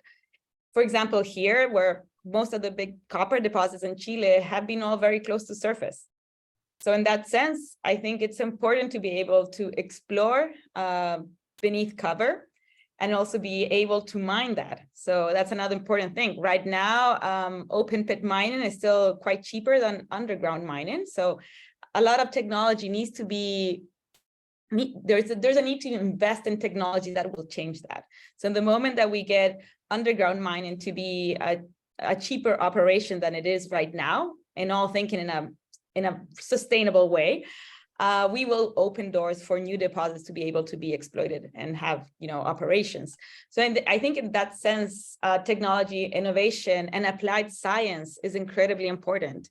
So we as geologists, we know which are the problems, but as geologists, we're not able to have the solution for all of them, which is where I think, again, we get into this topic of how important it is to work with other disciplines, how important it is to work with engineers that can actually help us with that solution. When I see, startups, like new innovative startups that are looking into these problems, that makes me happy, because I think that we are good at understanding the problem, but we do not have the solution. I just want to mention, I came in a little bit late to this forum because I was having a meeting with a very interesting company that is the first project of rare earth elements here in Chile. And this company, at first, it was a different company who discovered the deposit. They applied geological models that were defined not so long ago in China about how we concentrate the rare earth elements, especially through sedimentary processes. And this first company was not successful with the project here because basically they formulated a project that was using water from the communities, all the social part that Nick was mentioning was just, not given too much importance. So the project was in the end left and now was taken over by another company, which did exactly the opposite. They formulated a project that, took into account all the needs of the community. And I just had a meeting with them, which I just wanted to share this information because I thought it was just very positive, where they reformulated the project. They reformulated the whole operation of the mine, thinking about the social part. So now instead of using water from rivers or streams, they're actually using what we call the gray waters from the community, and that will account for all the water of the project. They are planting, new forests with native species instead of, foreign species that are used for wood. So in the end, I think that for me was a great example of taking into account the community part. And as economic geologists, we also need to internalize that and understand that a project, if we are looking for a new project, if we're looking for a new metal, a new technology, we need to also think more widely and in a smart way about all the different, aspects that are related to what we do, maybe not directly, but still in the long term, they can be defined if a project can work out or not. And I personally think that's a beautiful challenge. It's really, really fun and great to think about all these different aspects that we need, to them to work together. And it's also a space to learn so much about what people do in engineering, what people do in social sciences. So it's not only, I love the rocks and the minerals, but I think it's also a beautiful challenge to think about the whole picture of the industry and what is happening towards the future. So I think looking towards the future, we need to start learning more about other things besides our rocks and minerals. But do you think that the rocks and minerals, you jumped around there. The rocks and minerals and knowing the fundamental nature of the rocks and minerals can maybe, maybe you don't need to crush everything to a millimeter size and do flotation at all. I don't know. I'm sure, Alan, you have some thoughts on that. Yes, I do. I don't want to repeat what's gone on before me, and I mostly agree with all the panelists. They're making all very good points. I think we've forgotten, perhaps as earth scientists, geologists, whatever we want to call ourselves, that we know a lot about this planet. We know about the physical properties of minerals. We know about the chemical properties of minerals. And I come back to this idea again that minerals are special materials on this planet. And some are magnetic, some are hydrophobic, some glow in the dark if you have a UV light, and so on and so forth. I don't think we've gone back and looked at the fundamentals of mineralogy with a view to coming up with something innovative. Now, so moving on from there, I would say if I was having my career again, when I was younger, it was about trying to learn about mineral processing, and not only about geology, and I tried to master that to some degree. If I was starting again now, I would say that's great. That's sort of geometallurgy, as we know. But how about getting into pyrometallurgy? How about getting into smelting? How about getting into metal making, as our ancestors did? And then how about getting into the final materials, which are used by people to manufacture things? So I'm just extending what the other panelists have said, and that is, you've got minerals, you've got metals, you have materials, and you have manufactured products. If you could get your career under control such that you have some skills in all those areas, you could go to a car manufacturer, for example, and say, you're trying to increase the range of your battery. What's your problem? Is it because your batteries are too heavy? Is it because your batteries are using a technology that's not good for high or low temperatures?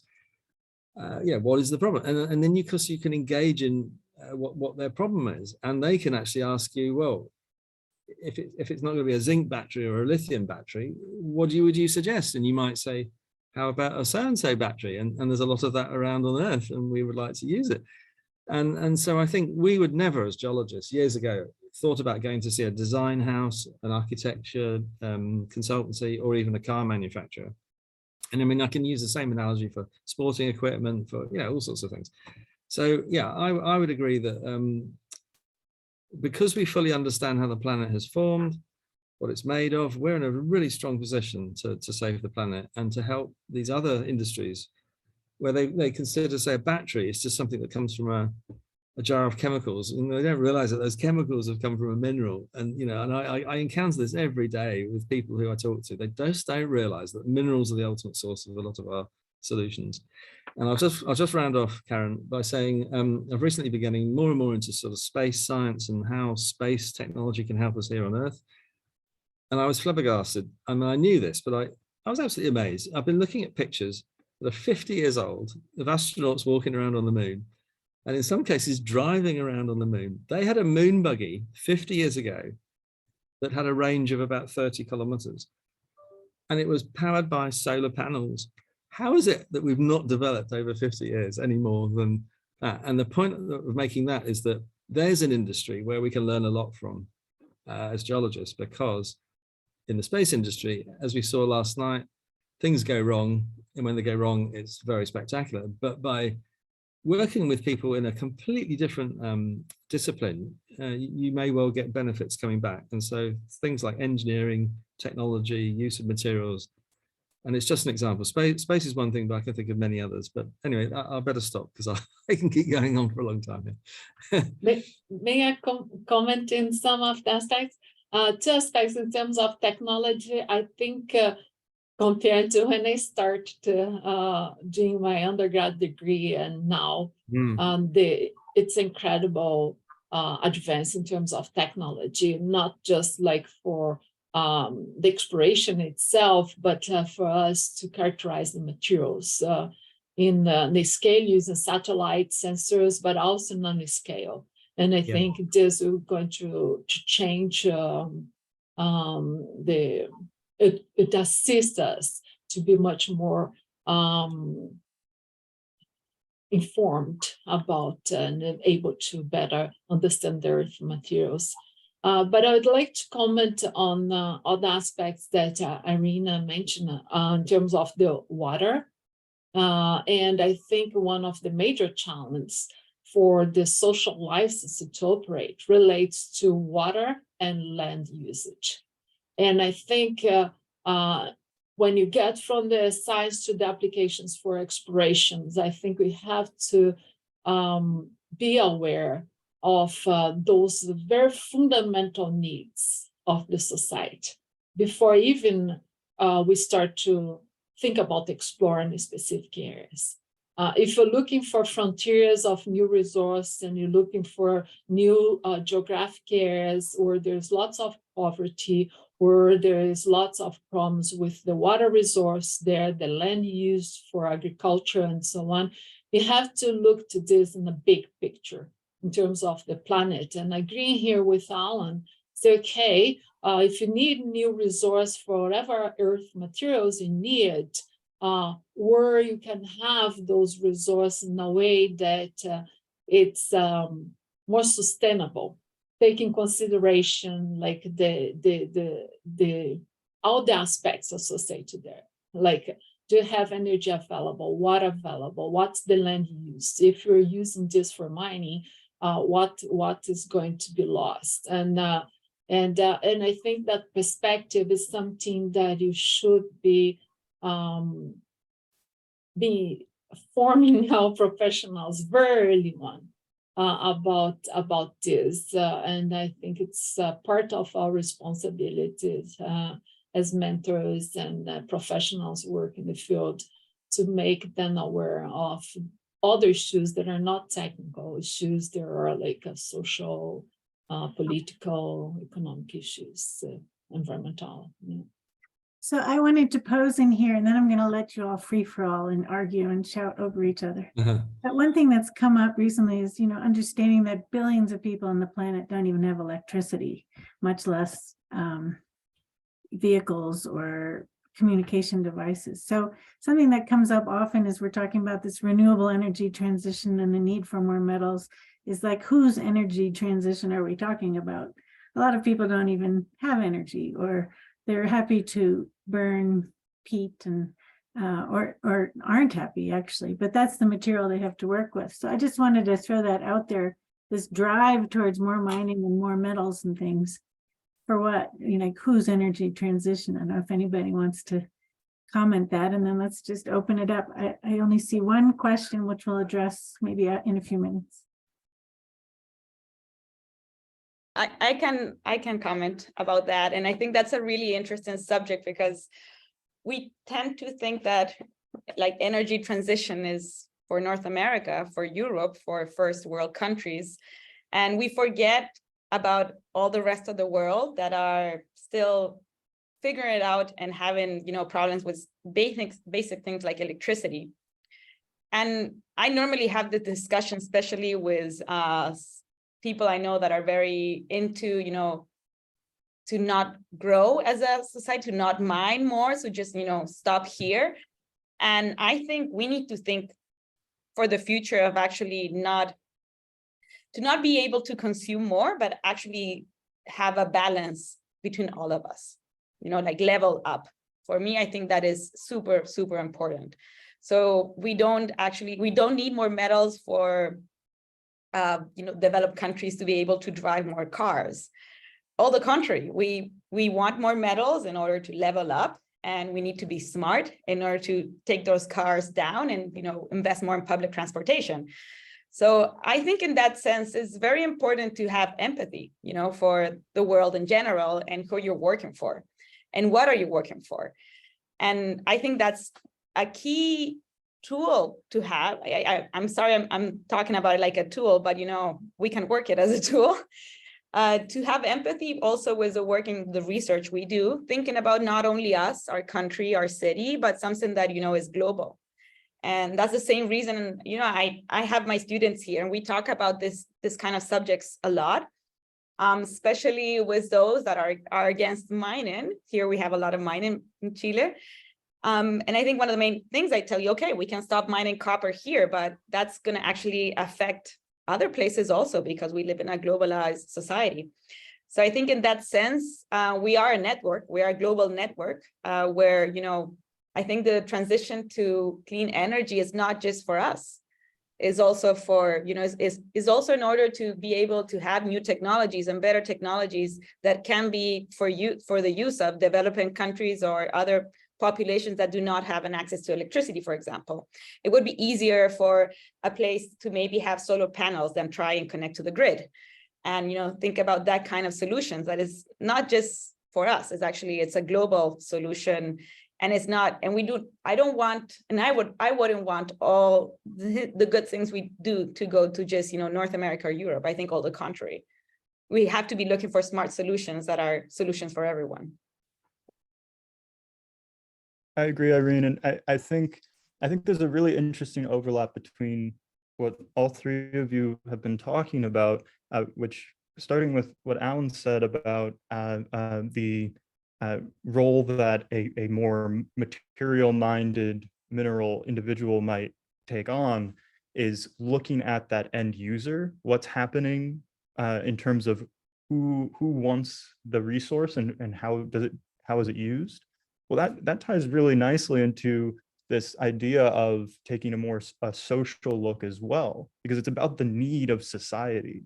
So if we structure the role as almost more of a civil servant of the acquisition of materials to fit the society's needs as determined by the society, then we might be able to see some of that happen. I think that while this is a potentially really exciting and ideal sounding concept, the real big issue we run into when dealing with empathy in massive global economic systems is that isn't always the incentive. And so the interesting challenge then is to figure out how to incorporate empathy into operations that are also profitable, at least in the current system as we know it. Not that can't change, but it's finding the balance between both. I love it that empathy enters into the mineral resources industry. That's going to be a new tagline. Now we have three outstanding questions so far, and we should address them before we get 100 more. So I'm going to see, I don't know if all of you panelists can see these questions. The first is, what non-technical and social skill sets and knowledge do you think will be important for economic geologists to ensure that they're doing their part in sustainable development and in compliance with ESG? So would someone like to answer that? If I could just say something, I mean, I think travel the world, talk to lots of people, have interests that are diverse, not just in your area of specialism. Talk to people about what matters to them in the modern world. Try and understand how you fit into that modern world. And yeah, be an excellent communicator, and without being annoying, but basically don't waste your life. Go for it and make a difference, you know, because you can. You know, anyone who's listening who's an economic geologist can actually save the planet. I keep saying this, and it sounds very corny, but actually it's true. Never before in the history of our profession, and I guess we've only been known as geologists for 200 years, never before have we probably been as valued as we are right now. And that's not just to make money from, it's to actually help save the planet. Great answer. May I add some to it? So just agreeing here and add learn languages. Okay, learn languages, because then you can, the empathy, it comes with understand culture. And understand culture, if you learn the language and you work in specific, you have much more direct access to the nuance of that culture. Yeah. Spend times, I agree with Alan, go and live somewhere else. Like this give you such a new perspective that's different from where you grew up, and go work in different geographic environments, cultural environments. I think this is very fundamental. Another thing is that always there's some programs in geological engineering, geology, and some companies as well are very focused on the technical aspects. Well, go to other conference, go to take course in sociology, go to a conference in political studies, or take a course, or have friends in other disciplines, open to major discussion, listen to them. And I think empathy, it's about listen in a profound way. It's really deep in understand what's behind that thought, what's behind that behavior, and so on. So I just like to add this.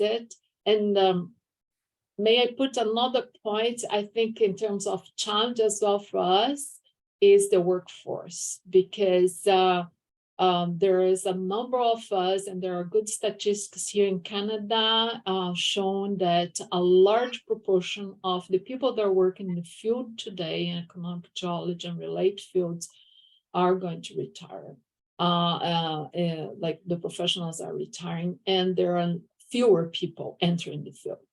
So it would be very good to incorporate other ones that are sensible to the needs and be part of this community that is trying to provide the resource that are needed to the society. Well, on that workforce, I'll just say that we are opening SEG to basically anybody who's interested. And we see at Cornell, for example, people in other engineering fields who see these challenges and want to help and want to be engaged. I'm going to just move to the second question here regarding water conflicts and the like. How does the industry assess potential future flaws which may not be present at the time of initial exploration? How can we see those water-related challenges in advance, geologically even? And Irina, you might have some thoughts on that. Yes, I do. I think water should be a basic, like it should never be a problem, that we should never worry about water usage as a community when there's a mining project near. Like, I think we should get to the point where we trust that a mining project will never overuse water. And I think that's the basic, and I think we should go there. So if you're going to start working in a company that is going to start an exploration project, I think it's essential to understand how the water usage is going to happen, especially in areas where water is scarce. I think big mining companies are moving towards using saline water from the ocean and using that for operations. And there isn't another option. Like, that's the way it has to be. I think also the use of gray water is being more and more used. But in general, I think water is it's a basic point that should not be a problem for communities. And as economic geologists, we should never, ever, ever, how I can say it, we should always worry about it and never let this could be a problem. I would invite everybody to never work in a project that is overusing water, and always worry about it, because we should worry about it in order that is not a problem for communities. So I think in that sense, it's also important to understand that water is changing. We are in a planet that the weather is changing. We have, climate change is a reality. We have places where water is every time is more scarce. And in that sense, I think it's very important to start actually studying how climate change is going to affect the supply of metals. And that is actually related to the supply of water and how it's going to be used. So I think that's a problem that we need to start assessing for the future, because the water that is going to be available right now, now in 2023 is going to be very different from 2030, for example. So in that sense, I know there are mining companies that are starting risk assessments in terms of, water availability, especially in areas where water is a problem, and start working on, seeing how the supply of water is going to actually affect the supply of critical metals. Like, all of these things are related. So that's another thing that we need to think about. And I think mining companies, little by little, are starting to get into this and understand that the water supply is something that needs to be assessed since moment zero when there's a new project. And you can't forget that being an applied geologist means you understand all of geology. So you should have some knowledge of the hydrodynamic resource there when you're doing exploration in geology. Don't just look at minerals, but geomorphology and things. But Nick, that also applies to remining and reworking waste materials. It's a water consuming process to go back into these areas, and especially if there's only acid rock drainage available as a water resource. How do you address that? That's a wonderful question. The answer is we partner with a lot of different technologists, or at least we're starting to. And so what I mean by that is there's a vast innovation space of different companies who are all trying to provide their solutions to treat different mine-influenced waters and wastewaters. And so one of the things that we're doing right now at Regeneration is working with a number of different innovators who are at various stages of technological development.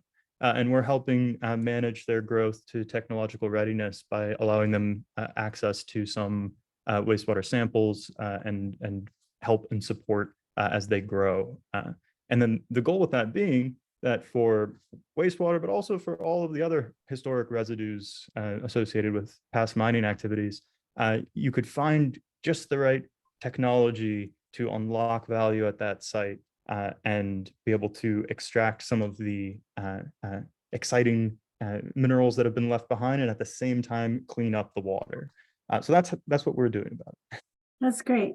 Okay, now we've got to kind of start to wrap up, unfortunately. And there is one question here that's quite good. I think you can each give a little an answer to people who, for example, don't live in areas where there's mining activities and they depend on materials from other places. So do you feel like mining and geoscience, mineral resources, we try not to say drill and blast only, mineral resources are communicated and well understood? Is geology valued, and how can we change that discussion so geology, mineral resources, and so forth are valued in society?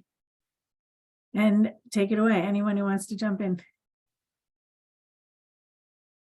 Well, we have to look at what's causing like the misunderstanding sometimes. It's not like the lack of information, but the misunderstanding. And in many cases are like many disasters, like some legacy in terms of pollution, like the problems we have in the recent years with the collapse of dams and so on. So as a community and a sector, I think it's like be very responsible with the activities were developed to avoid those major issues, because those are the ones that are causing some misunderstanding of our impact in the and the relevance of the field, and it's focused on the negative aspects of it. Another important picture is that now here in Canada with critical minerals, that's on the radio for radio stations, televisions, and news. So I have so many questions of people in complete different fields ask me, wow, what do you produce in Canada? Why this is relevant? Why? So I think we need to communicate better to the society how much we're dependent on earth materials, including like the minerals and metals. And I think it's something we haven't done poorly.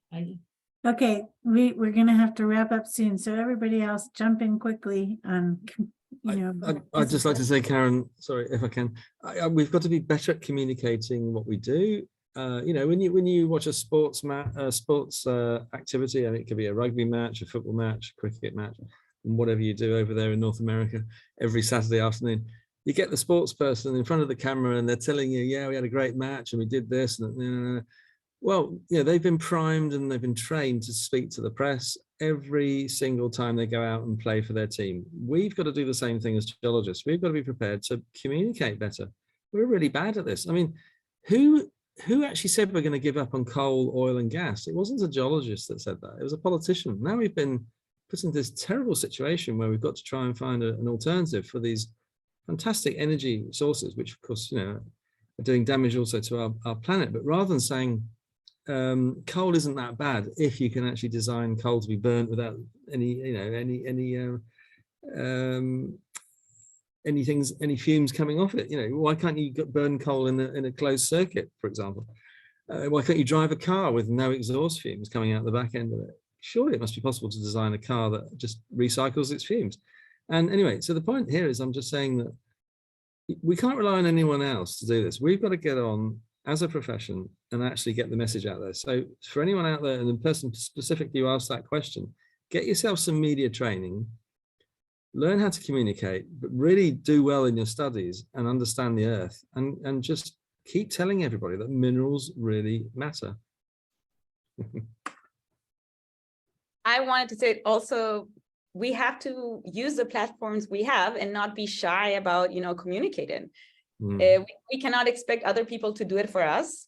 We are the people that are invested in economic geology, that we're thinking about the future. So we should be doing the work of actually being vocal about it. So not be shy, use all the channels we have, all the platforms we have. And, if I at least feel very passionate about this, and I don't have a problem talking about this. And, I don't have a problem talking to people that are not geologists, that are not scientists. So let's also learn to be able to communicate, to give this message in a non-technical language, which I think is incredibly important if we want, our whole community to understand how important it is what we're doing and our research or work, etc. Yeah, exactly. To answer the first question, no, I do not feel like it is well communicated and well understood. To answer how we can maybe change that, I think it takes a radical redesign of not only the narrative around mining, but the actual systems and practices. And by that, I mean something that Gemma brought up was there is a long, long history of harm that has been done as a result of this industry. And the trust building process is not going to happen quickly. It is going to take time, and it is going to take proof of being responsible actors. Just a lot of big responsibility, but I think we can do it. Yeah. Yeah. That's a wonderful way to finish up. I want to thank all our panelists, Gemma, Alan, Grain, and Nick. We could go on and on forever, but we believe everything is wonderful and open for the future, new innovations, and all of you students out there with 50-year careers ahead of you. So Absolutely. exciting. Minimum 50 years, yeah. So exciting, the opportunities that are going to happen. So thank you very much. I'm going to ask Deanne or Duncan. Otherwise, you can keep talking and then they might just tell us to be quiet. But I think we have to get off now. And thank you so much for the invitation and for all the other Yes, panelists. yes. Such Thank you everybody for listening and all the questions Yeah. as well. Thanks a lot. Thank you. Feel free to reach out to everybody as well. I'm sure you've just made new friends.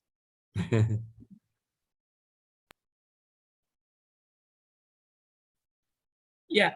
Hi, everyone. My name is Zhou Chunyu, and I'm a student member at Cornell SEG Student Chapter. It was a great panel. Hope you all enjoyed that. Now we will move to the student technical video section. This section is a valuable component of the SEG Student Chapter Earth Day Symposium, providing an opportunity for students involved in research or project to share their latest findings and insights with a broader audience. In this section, students prepare 6 to 8 minute video covering the focus, progress, and significance of their work, specifically highlighting the connection between minerals and sustainable development.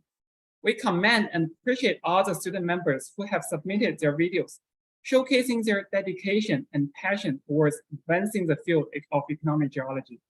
We hope that this presentation will inspire and motivate other students to engage in research and projects that contribute to a more sustainable future. Feel free to post any questions during the video playing, and we will address them as a Q&A session later.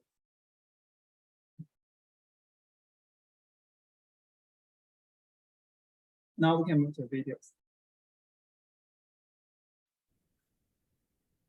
Hello everyone, my name is Oressis Demopoulos. I am an undergraduate student at the University of Athens in Greece, and I'm also the Vice President of the SEG of Athens Student Chapter Committee. Today, I would like to talk to you about the importance of rare earth minerals in a more socially responsible society. This is a part of my dissertation thesis for my bachelor's degree, where I investigate rare earth elements and actinide elements in fluorocarbonate minerals.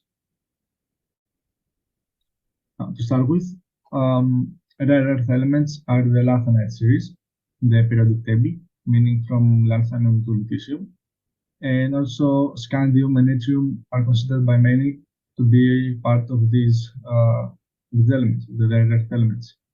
Now, they know many applications, from optics to smartphones. They're widely used in the defense sector, and they are indispensable for a greener future, actually. As you can see in this slide, wind turbines, hybrid vehicles, meaning electric vehicles mostly, and rechargeable batteries, they use a lot of rare earth elements. And so they are really important for in the upcoming years. We expect a growth, a demand to be very high. And so one of the main concerns of mining of radioactive elements is radioactivity. And this is because uranium and thorium, which are two actinide elements, and radioactive as well, they can substitute a lot of the rare earth elements in certain minerals, in rare earth bearing minerals. And so there are a lot of times where we have mines that contain significant amounts of rare earth metals, but we can't mine them because of dangers of radioactivity. So in my dissertation project, what I'm focusing on is I have some samples from fluorocarbonate minerals, meaning bastnasite and parisite. And what I study for potential presence of actinide elements in these minerals. And I also have a sample of carbonatite from Kenya. Carbonatite is an alkaline rock which has significant amount of fluorocarbonate minerals, mostly bastnasite, parsite, and synchisite. The methods that I have used are X-ray diffraction, optical microscopy, electron microscopy, gamma ray spectroscopy, and ICP-MS. For the X-ray diffraction, optical microscopy, these are mostly used and the electron microscopy as well are mostly used to identify the mineral phases and to verify that these are indeed the fluorocarbon minerals that I have in my possession. Carbonatite from Kenya, that sample, it didn't have a lot of fluorocarbonate minerals because it has, but it is in a very low amount, and so I couldn't extract any successfully in order to conduct my research of the sample. The most representative sample were the parsite crystals from the Snowbird deposit in Montana, USA, because they were the more pure crystals. The basalt crystals from the Andakatani deposit from Madagascar, they had many inclusions, and so it wasn't feasible with the means that I had to further examine these crystals for a potential presence of actinide elements.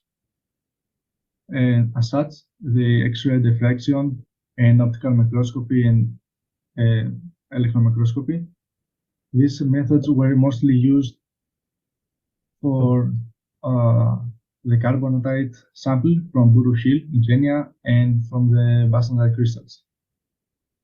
In order to study the potential presence of actinide elements in the parsite crystals, I used gamma ray spectroscopy and ICP-MS. Now, the gamma ray spectroscopy is an ongoing method. I haven't finished with that yet. I'm still evaluating the results, and so I can't tell you much. However, I have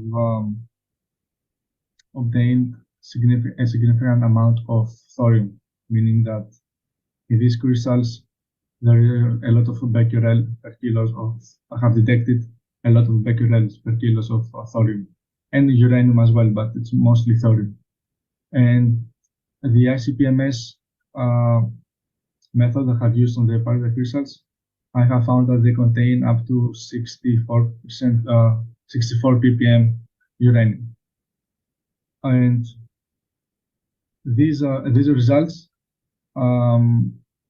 they generally they agreed upon because I have based on previous literature and previous research that have been conducted for this deposit in 1985, if I'm not mistaken. The results of thorium and uranium, they were pretty close to what I found. And so as a result, I generally agree with what was being previously been found. It means that I'm on the right step. And so I also plan to do Raman microscopy in the parsite crystals in the upcoming weeks.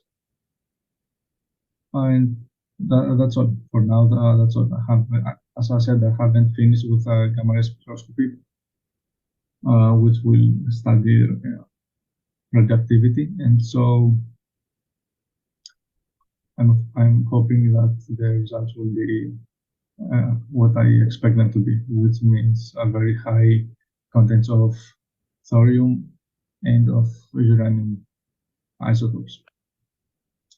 I would like to thank you for your attention, and I look forward to answering any questions that you might have in the Q&A panel.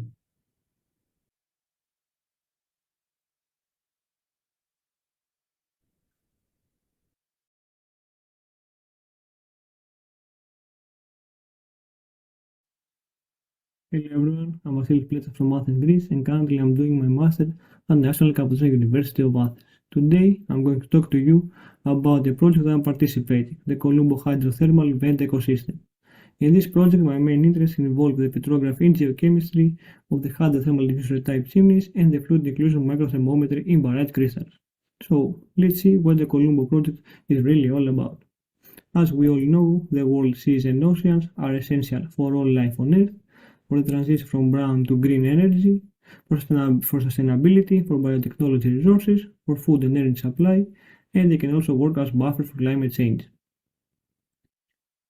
Sadly, nowadays, our seas and oceans are under intense stress from both human activities and natural geological stressors. This has led the world to promote a stronger ocean governance in order to fight marine pollution and to protect the seabed, with actions like International Ocean Governance, the United Nations 17 Goals for Sustainable Development, the United Nations Decade of Ocean Science for Sustainable Development, and the European Green Deal. So, do we really have the relevant environmental knowledge and information to support these science-informed agendas? The answer is no, at least not yet. So what we have to do, we need to develop a holistic approach to environmental monitoring for the marine environment. But really, why Colombo? Well, Colombo is the most dynamic submarine Mediterranean volcano. It's very easily accessible. It's only 500 meters deep. It's very near Santorini Island, and it also has a high probability for magmatic and tectonic activities and consequent geonatural hazards. It also hosts a hydrothermal vent field exhibiting extreme conditions such as an acidic crater, discharge of high temperature climate relevant gases, and it also displays a unique enrichment in potentially toxic metals and metalloids such as lead, arsenic, cadmium, mercury, thallium, silver, and antimony, and potentially release environmental radioactivity. This extreme environment is threatening the highly complex prokaryotic communities and microbes with an enhanced tolerance to acidity and antibiotics. It is also regarded as a great potential economic target of strategic importance metals and critical raw materials. This fact now has sparked an enduring international debate about sustainable exploitation of seafloor massive sulfide resources and whether their development is worth the environmental and ecological risk. Because on the one hand we have an enrichment in potentially toxic metal and metalloids such as mercury, arsenic, antimony, thallium, cadmium, silver, copper, and lead, and on the other hand we have an unique enrichment in critical and strategic raw materials and in base and precious metals such as gold, silver, copper, lead, thallium, antimony, sodium, and barite. So, in order to answer that burning issue, we need to gain the necessary knowledge. And how are we going to do that? We need to act. And how are we going to act? Through scientific programs like Santori, which is going to establish a state-of-the-art monitoring system at the crater of the Colombo, also with the Ramones project, which is going to establish a novel instruments for measuring natural release of radioactivity in both seabed and the water column, with drilling programs like the IODP Expedition 398, which took place very recently, to be more precise, this December 2022 to February 2023, and very soon we will have our first results. And with programs like Videra Horizon X Monarch, which is going to increase access in the field of monitoring seawater quality in a multi-stressor environment. Our success is highly dependent in the cooperation of these multidisciplinary programs and the combination of scientific data that will be acquired from them. That was all from me. Thank you very much. Have a great day.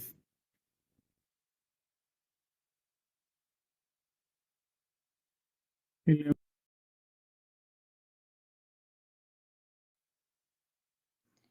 Hi, my name is Jocelyn Cueva. I'm a student of the University Escuela Politécnica Nacional in Ecuador. I'm going to present part of my degree dissertation previous to obtain the degree of Engineer Geologist, which is Mineralogical Characterization of the VMS La Plata in Ecuador.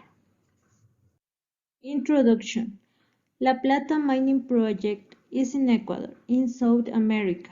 It's present at 2,335 hectares concession. The company name is Toach Exploraciones Mineras. The type of deposit is volcanogenic massive sulfate, type bimodal mafic. Geology. The western Andes of Ecuador located between 1 degree north and 3 degrees south, along the active margin of South America. La Plata project is located within the Macuche unit. In this picture you can see seated in the turquoise. The Macuche unit has an extension of 300 kilometers with a north-northeast to south-southwest trend. It is bounded by quaternary sediments to the west and by the Chimbotoach fault zone to the east. This unit presents 80% of polymitic volcanic rocks with angular to subangular clasts of basaltic and andesitic compositions with rhyodacite and dacite dikes. It presents a low metamorphic rate. The Macuche unit was formed by a submarine volcanic arc in the Eocene that accreted at the end of the Cretaceous period. In this Macuche unit, there are also other PMS-type minerals deposits, such as Macuche and El Domo. Methodology. For this study, 20 polysections of mineralization samples in massive sulfate zone were prepared. The analysis of the polysection was carried out using the Olympus reflect light microscope of the petrography laboratory in the Escuela Politécnica Nacional, where the mineralization was determined by means of the optical properties of the minerals observed in the table, and the texture relation between the minerals grain as shown in the photo. These data were collected using a scanning electron microscope from the laboratory of the Instituto Nacional de Patrimonio Cultural of Ecuador, energy dispersive X-ray element semi-quantitative maps and lines scan of the polysection sample were collected and processed. You can see in this picture. These data help to determine the texture relationships of the minerals and mineral grain composition. As a result, 6 mineralization events were determined. In the stage 1 comprises framboidal pyrite. This stage is interpreted as a syngenetic mineralization event, low temperature fluids, less than 150 degrees Celsius. In the stage 2 comprises recrystallized pyrite 1 with an increase in the graces, massive sphalerite, galena, tenantite, and low chalcopyrite content replacing sphalerite. Fluids enriched with zinc and lead. Low temperature fluids between 150 and 250 degrees Celsius. In the stage 3 comprises a replacement event and an increase in the size of the sphalerite and pyrite grades due to the temperature increase. Hydrothermal fluids saturated mainly in zinc, lead, and copper. In this stage, the temperature is high, between 250 and 300 degrees Celsius. In the stage 4, comprises the copper enrichment event in the hydrothermal fluid. The main mineralizations correspond to pyrite and chalcopyrite. There are remobilization of the previous stage towards the end of the deposit. There are high temperature fluids between the 300 and 350 degrees Celsius. In the stage 5, comprises a closure of the main mineralization system. This stage beta suggests a closure of the hydrothermal system because of this established at a low temperature, less than 250 degrees Celsius, and it is found in all stages of mineralization. Finally, stage 6 comprises a supergene enrichment. Conclusion. This study contributes to enrich the knowledge of the ore mineralization present at the La Plata project in Ecuador. Providing a better knowledge of the mineralization helps to the better recover approach in exploration stage. Thank you for your attention.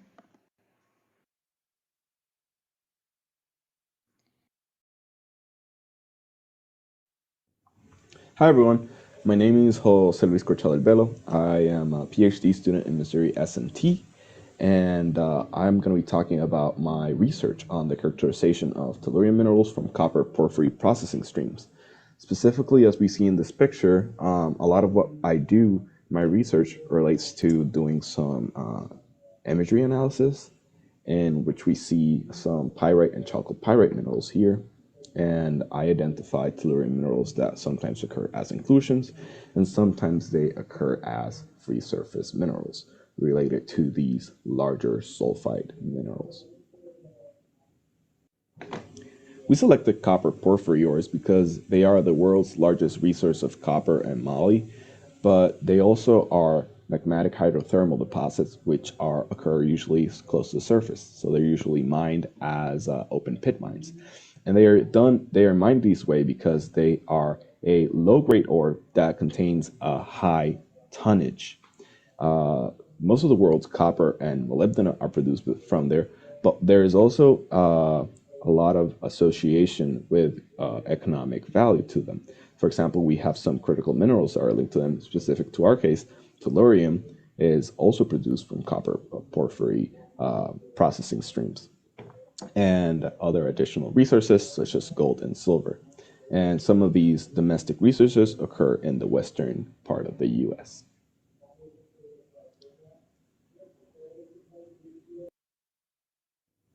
So tellurium is considered a critical mineral in the United States because it is related to its disruption potential, economic vulnerability, and trade exposure. And all of these combined to relate to a supply risk. And as we can see in this graph right here, a lot of the tellurium's supply risk is due to its trade exposure. And that is because 95% of the world's tellurium is produced by China. But tellurium isn't only critical because of its trade exposure. It's also critical because of its importance in the green transition from fossil fuels, in which we can use it in cadmium telluride photovoltaics, as we can see in this visual to the left of the graph.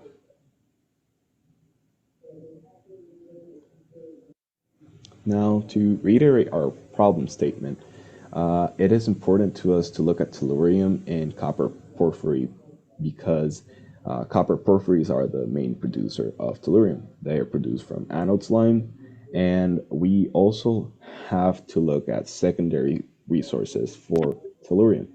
And one way that we are tackling is looking at diversifying the supply chain within the copper porphyry chain, or copper porphyry processing streams, in which we look at the copper froth flotation circuit, specifically looking at feed, concentrate, and tailings to understand tellurium mineral deportment.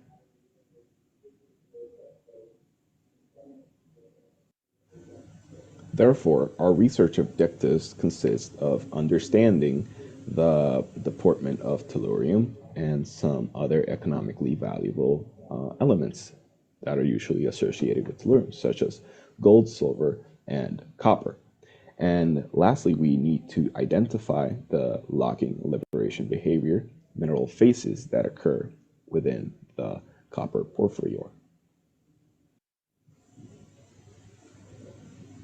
Our research methodology consists in looking at the copper porphyry flotation streams and sampling from them. For example, we start by sampling the feed, shown in blue.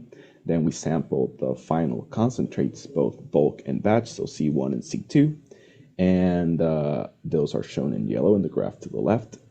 Additionally, we also look at the tailings to see what remains from the copper porphyry flotation streams. After sampling the materials, we will do some gravity separation on the feed and tailings to concentrate our sulfides so we are able to see these trace mineralogy of the tellurides. And additionally, we'll be performing some ore microscopy tests to identify the tellurium phases, look at liberation and locking behavior, plus particle size distribution with the automated mineralogy software that we use. Additionally, we'll use electron microprobe analysis to confirm the mineral phases that we've identified. Specifically of interest, the bismuth tellurides and gold silver tellurides that we know that exist in these copper porphyry deposits. Lastly, we identified the tailings as the most valuable supply chain diversifying stream because a lot of the tellurium related to copper was recovered by the concentration process, but most of the tellurium related to pyrite was lost to the tailings. As we can see in this image right here, we see a large pyrite grain containing different types of fluid inclusions of tellurium, and that's how it occurs mostly in our samples. And for example, we have different occurrences of tellurium. Sometimes it occurs surrounding the grain boundaries of these larger pyrite or sulfides, but sometimes it occurs as small telluride inclusions. And sometimes these small telluride inclusions, less than 5 microns, as we can see in the image to the right, are also contain different mineral phases. For example, here we have a petsite phase next to a goldfieldite. This is petsite gold silver telluride related to goldfieldite, which is the copper sulfur salt that contains tellurium. So we have diverse tellurium phases inside a 5 micron inclusion. Thank you all for listening to me, and I hope that you get interested in tellurium.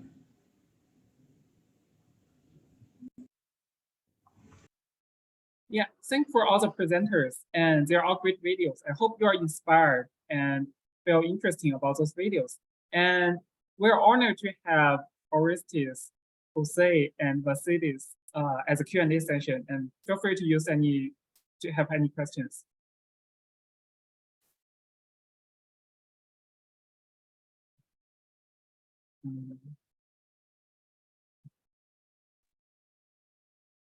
Hi, Vasilis.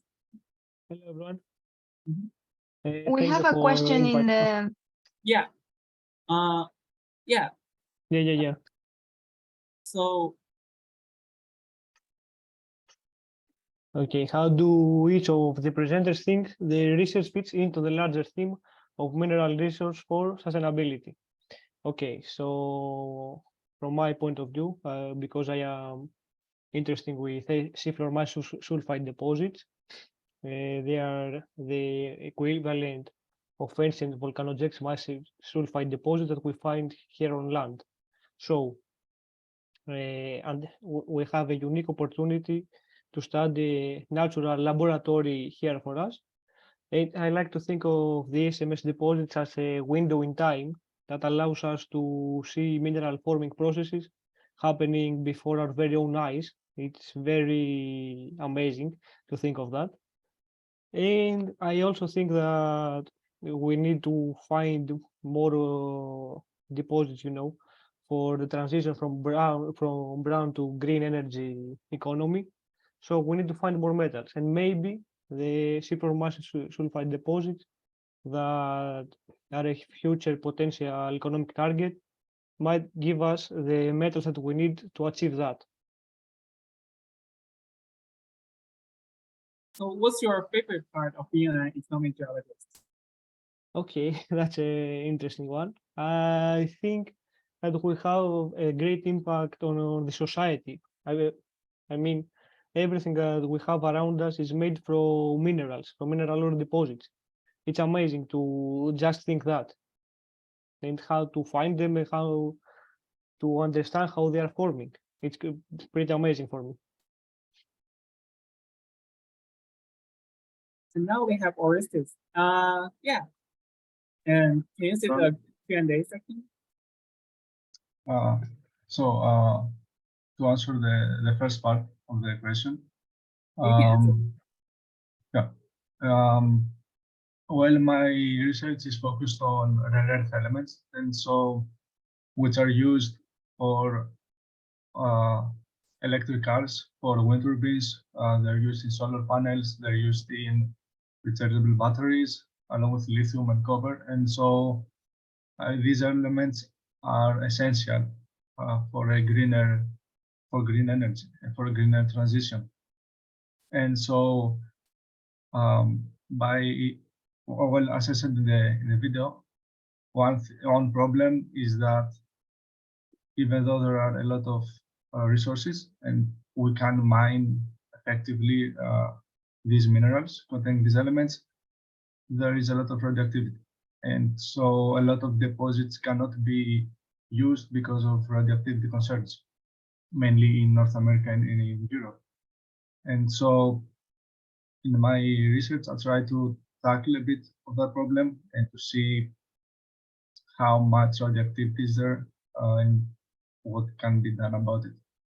And so, yeah, and to answer the second part, I believe that economic geology encompasses all other aspects of geology. I believe that to be a good economic geologist, you have to know mineralogy, and you have to know petrology, and you have to know paleontology, and you have to know geochemistry and geophysics and everything. And so for me, I'm a person who really loves studying. And so I have a chance to be an all-around geologist in this sector. Yeah, and we also have Jose here. Jose, nice to meet you. Hi, nice meeting you all. So yes, I can answer on the how do I think my research fits into the larger theme of mineral resources for sustainability. And I work with the whole after the geology part. So the minerals have already been crushed and passed through a grinding circuit. So we're just looking at ways of diversifying that primary resource that's going up to the anode slimes, and they're producing their tellurium from there. And so we're looking to see where the possible deportment routes to tackle those and produce more tellurium from them, and also copper and any other commodity that can come linked with it. And what was my favorite part of being an economic geologist? Well, I really enjoy, as many of the other presenters have said, that it encompasses a lot of the different parts of geology, and that I can also include some of the mining aspects to it too, and the mineral processing and the even metallurgy parts too. So all of that. Thank you. Yeah, great answer. And thank you all for submitting your videos. And yeah, and I will now hand it to my colleague Valeria, who will handle the Dr. Stuart Simon's Q&A session. So hello everyone again. We are honored to have now here our president, Stuart Simons. And as we said before, if you have any questions about his presentation, now is the moment to do it. So you can write them in the Q&A section. So Stuart, welcome. Thank you so much for joining us. It's a great honor to have you here. Thanks for the invitation and the opportunity to talk to you. It's great to be here. Sorry for the blue cast off my screen. It's 6:30 in the morning here in Auckland, New Zealand, and it's a bit of a gloomy day, and so it's not much natural light. And I know the schedule was crazy for you, so we really appreciate that you took the time to make the video for us and joining us so early in the morning and on a Saturday. So thank you. So until we have some questions from the public here, I would like to ask you about your perspective on the future of economic geology and how we link that to the energy transition and related to what your video was about, so your research. if you can just make a comment about that, that would be great. Yeah, sure.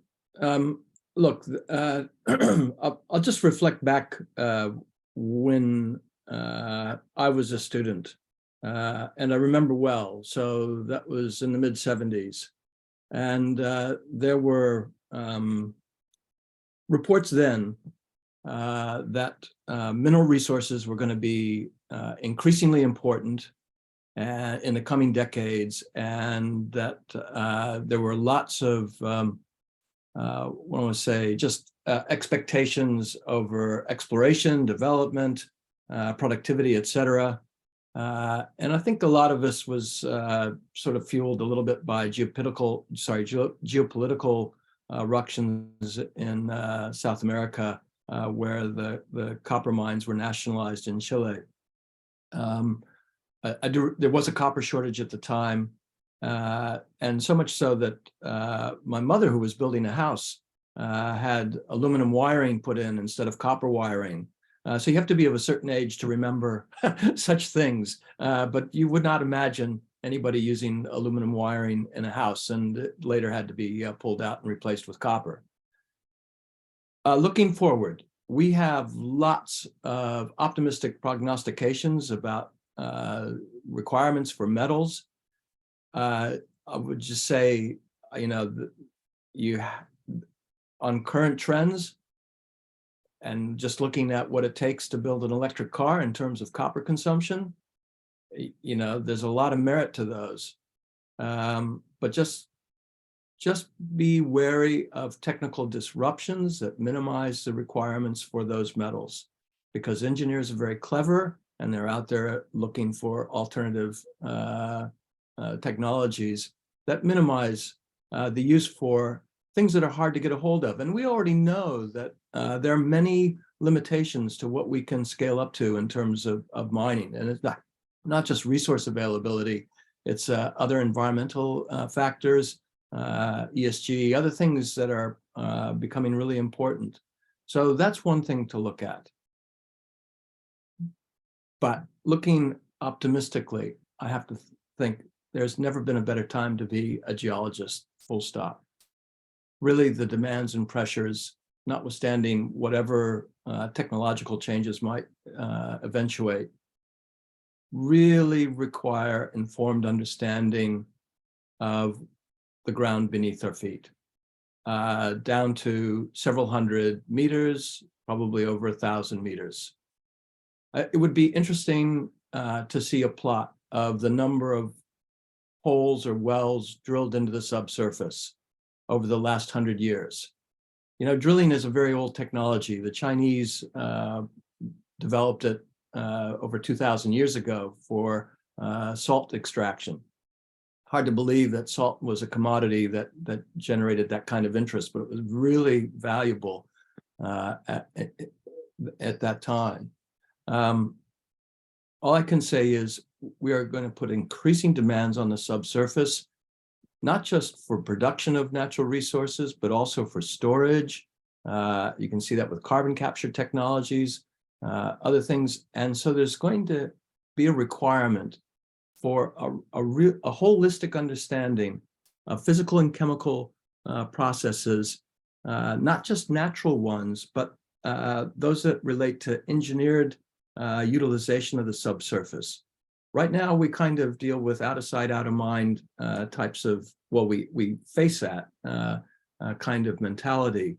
But for those who are at the coalface and trying to work on these types of problems, they're using everything in their grasp to understand how fluids are being moved through porous media, and they include very sophisticated technologies.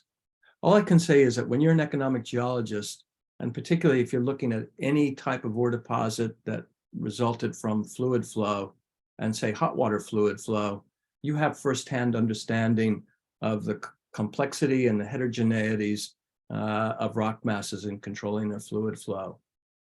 So I know I've kind of taken a wide-ranging sort of view here, but I think there's a lot of reasons why economic geologists in particular should be optimistic about applications of their knowledge and science going forward. But I just think broadly for this geoscience disciplines, there's going to be lots of opportunities, and it's just going to intensify. I think it's going to be just as others have said, there will be increasing demand and requirements of technical knowledge in solving problems. Thank you so much. So I have 3 questions here. So I like to ask you, so precisely what you were talking about, this project which involved drilling in this type of technology, you know, we have a lot of technology developed by the oil industry already. So you think that there can be a link, progressive linking between oil and gas technologies into mineral resources?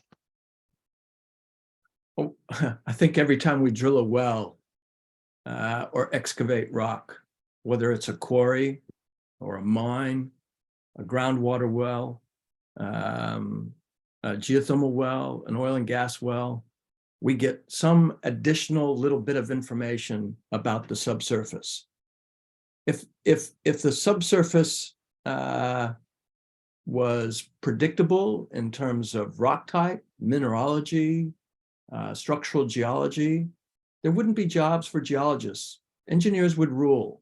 The complexity of nature is, and the demands for characterizing that really are the backbone of our science. And I think the real key here is stitching together a tighter relationship with the engineering community, the subsurface community. In the geothermal world, companies usually have very flat management structures.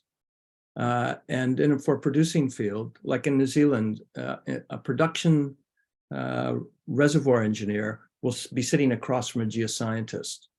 There'll never be a time when they're not actively communicating with an engineer.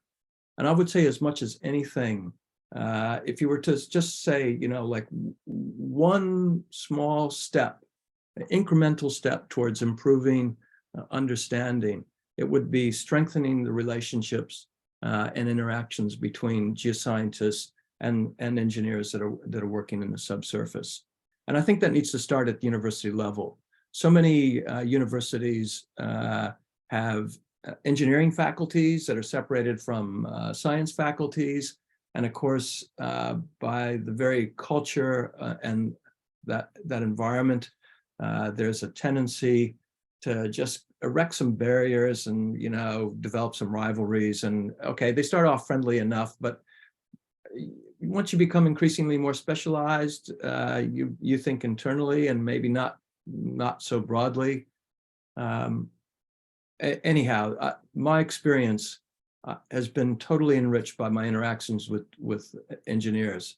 So there are many things regarding geothermal production wells that I would not have ever known about, and particularly those that are relevant to hydrothermal ore forming processes, which I've studied over the last few decades. I would not know them without having the access to mechanical engineers at very high level to talk about things like two-phase flow, heat transfer, understand the environment and the approach to solving problems that they utilize. And I was very fortunate. I had a position in the Geothermal Institute at the University of Auckland, and we had engineers and geoscientists teaching side by side. That made a big difference. And we had students who were similarly trained in those two technologies in the classroom. And there was a lot of peer-to-peer relationships and sharing of knowledge, specialist knowledge. Anyhow, again, you're at a risk. If you ask me a question, I'll tend to go on for a little while longer than you might want, but there's usually a lot to think about. Yeah, no, I understand, like, but I agree, like collaboration between different disciplines is becoming more necessary, and like if we all agree on that, it's like that will be a first big step towards innovations. I have another question. We can address them briefly for a matter of time, but it's like we have 2 more questions. One is, what does SEG think about geoscience communication and the greater need, as discussed earlier by the panel, with regards to improving communication with the public and being better advocates for the science on a whole? Yeah, I think it's early days right now. There's been some discussion at high level about the need to be doing more outreach. And I would just say it's on the radar screen, and there's opportunities, and I think we'll be seeing initiatives first and foremost to be working with other societies that share similar interests to see what can be leveraged or gained there. But there is definitely need for sharing information widely about about the things that we do to a public arena. And all I can say is it's going to be heavy lifting.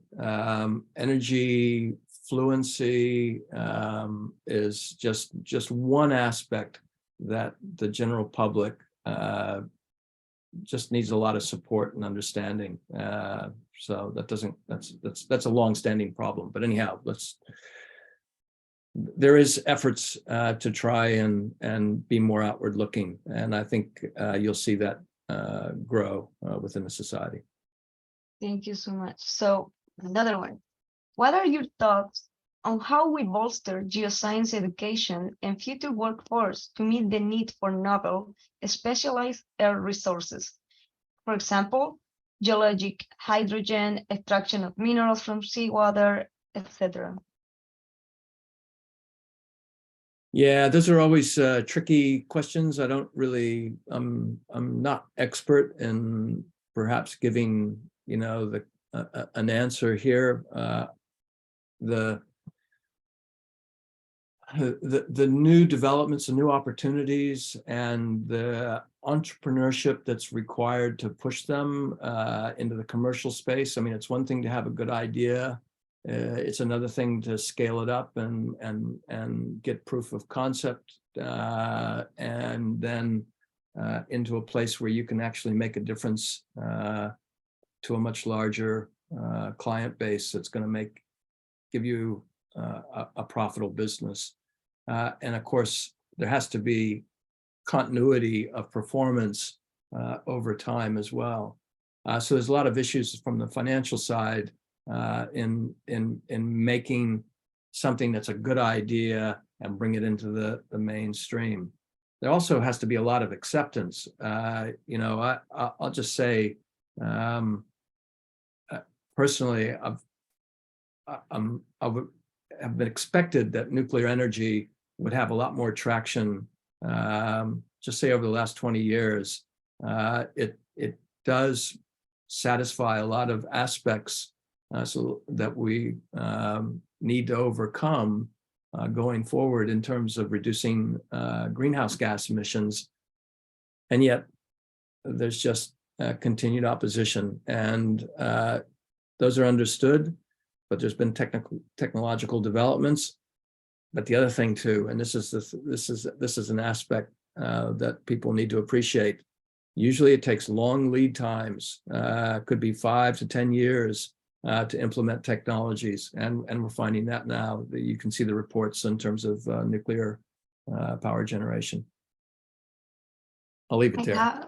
Thank you so much. I have one last question from the students that are watching you here right now. So it says, Stuart, what do you think can be done to increase SEG visibility in Africa, for example? How can we attract more members? A lot of economic geology work in Africa, but representation is quite low.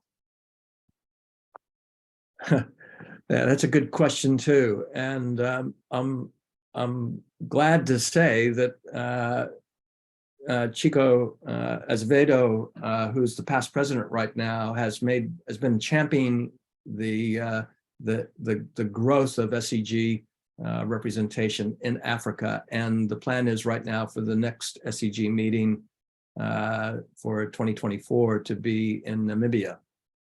So these are baby steps. There has been a new student chapter developed. I think it's in Zambia. All I can say is, you know, the SEG, we're just, with the loss of Brian Hole and the placement of a successor, Jennifer Craig, in terms of executive director, has just taken up a lot of energy at high level within the organization, but we continue to be looking broadly about where there are opportunities, and the African countries, and really Africa is a huge place. We should not just think of Africa. You know, we need to be thinking about countries specifically, the resources they contain. It's diverse as any continent. Yes, there's really a lot of opportunities across all the important natural resources that are produced there. And I think you'll be seeing SEG trying to take advantage of that and be present and try and be there to facilitate students and professionals in the same way they have in other parts of the world.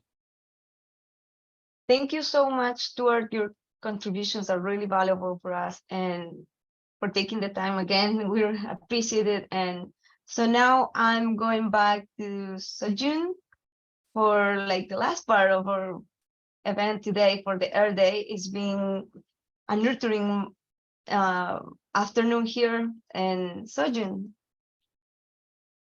Yeah, thanks, Valeria. And so we can have our slides back.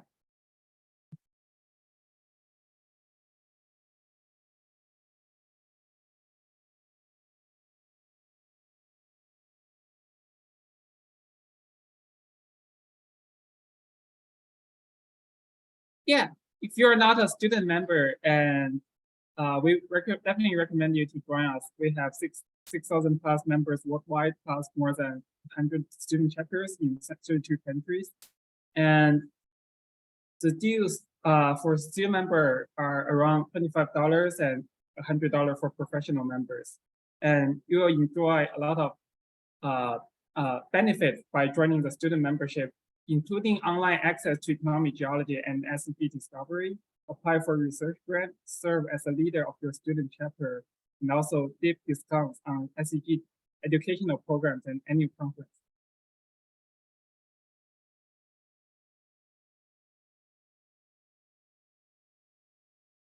Yeah, and there are some upcoming SEG events, like including the Copper Red Metal for Greener Future webinar, and the Somadarita El Mundo, hope I pronounced that correctly, student and safety perspective, also a webinar. And there's drill, deal, drop, exploration, and decision-making through commodity and project cycles, which is a virtual course. Yeah, and as we mentioned earlier, SEG is excited to host its 2023 annual conference in London from August 26th to 29th. The chosen theme is resourcing the green transition. And the conference will address the major challenges presented by accelerated consumption of energy transition and other strategic minerals. Included in the program will be a full student or early career day that will deliver a wealth of opportunity to attendees, including roundtable discussions with global experts, industry networkers, day-in-life career presentation, resume booths, mentorship program, and social event. 6 world-class field trip and 10 workshops are currently available for registration as well. So if you're interested, have a look on the website online and contact SEG for more details. And as we come to the end of Earth Day Symposium, I would like to emphasize some key takeaways from our discussions. We have explored the critical link between minerals and energy, and how the sustainable development of both is essential for a greener future. We have also evolved into the environmental and financial risk impacts of mineral industry and how engaging with ESG sustainability practices can help mitigate this risk while contributing to the well-being of local communities.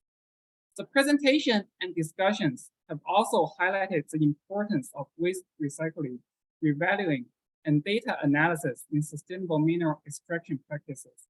And we need to go beyond the SEG byline of science for discovery by focusing on the sustainable development of mineral industry, which require collaboration and engagement with all stakeholders, including communities, governments, and industry leaders. We must strive towards a future where economic geology serves as a catalyst for positive change and sustainable development. These aspects will also be addressed at the SEG 2023 London Conference. And once again, I would like to thank all those who participated in the event and contributed to the rich and thought-provoking discussions. We hope that this symposium has inspired and empowered you, the next generation of geoscientists, to make a positive impact on the mineral industry and our planet. We look forward to the next SEG Student Chapter Earth Day Symposium, which will be co-hosted by Zambian and South African SEG Student Chapters in 2024.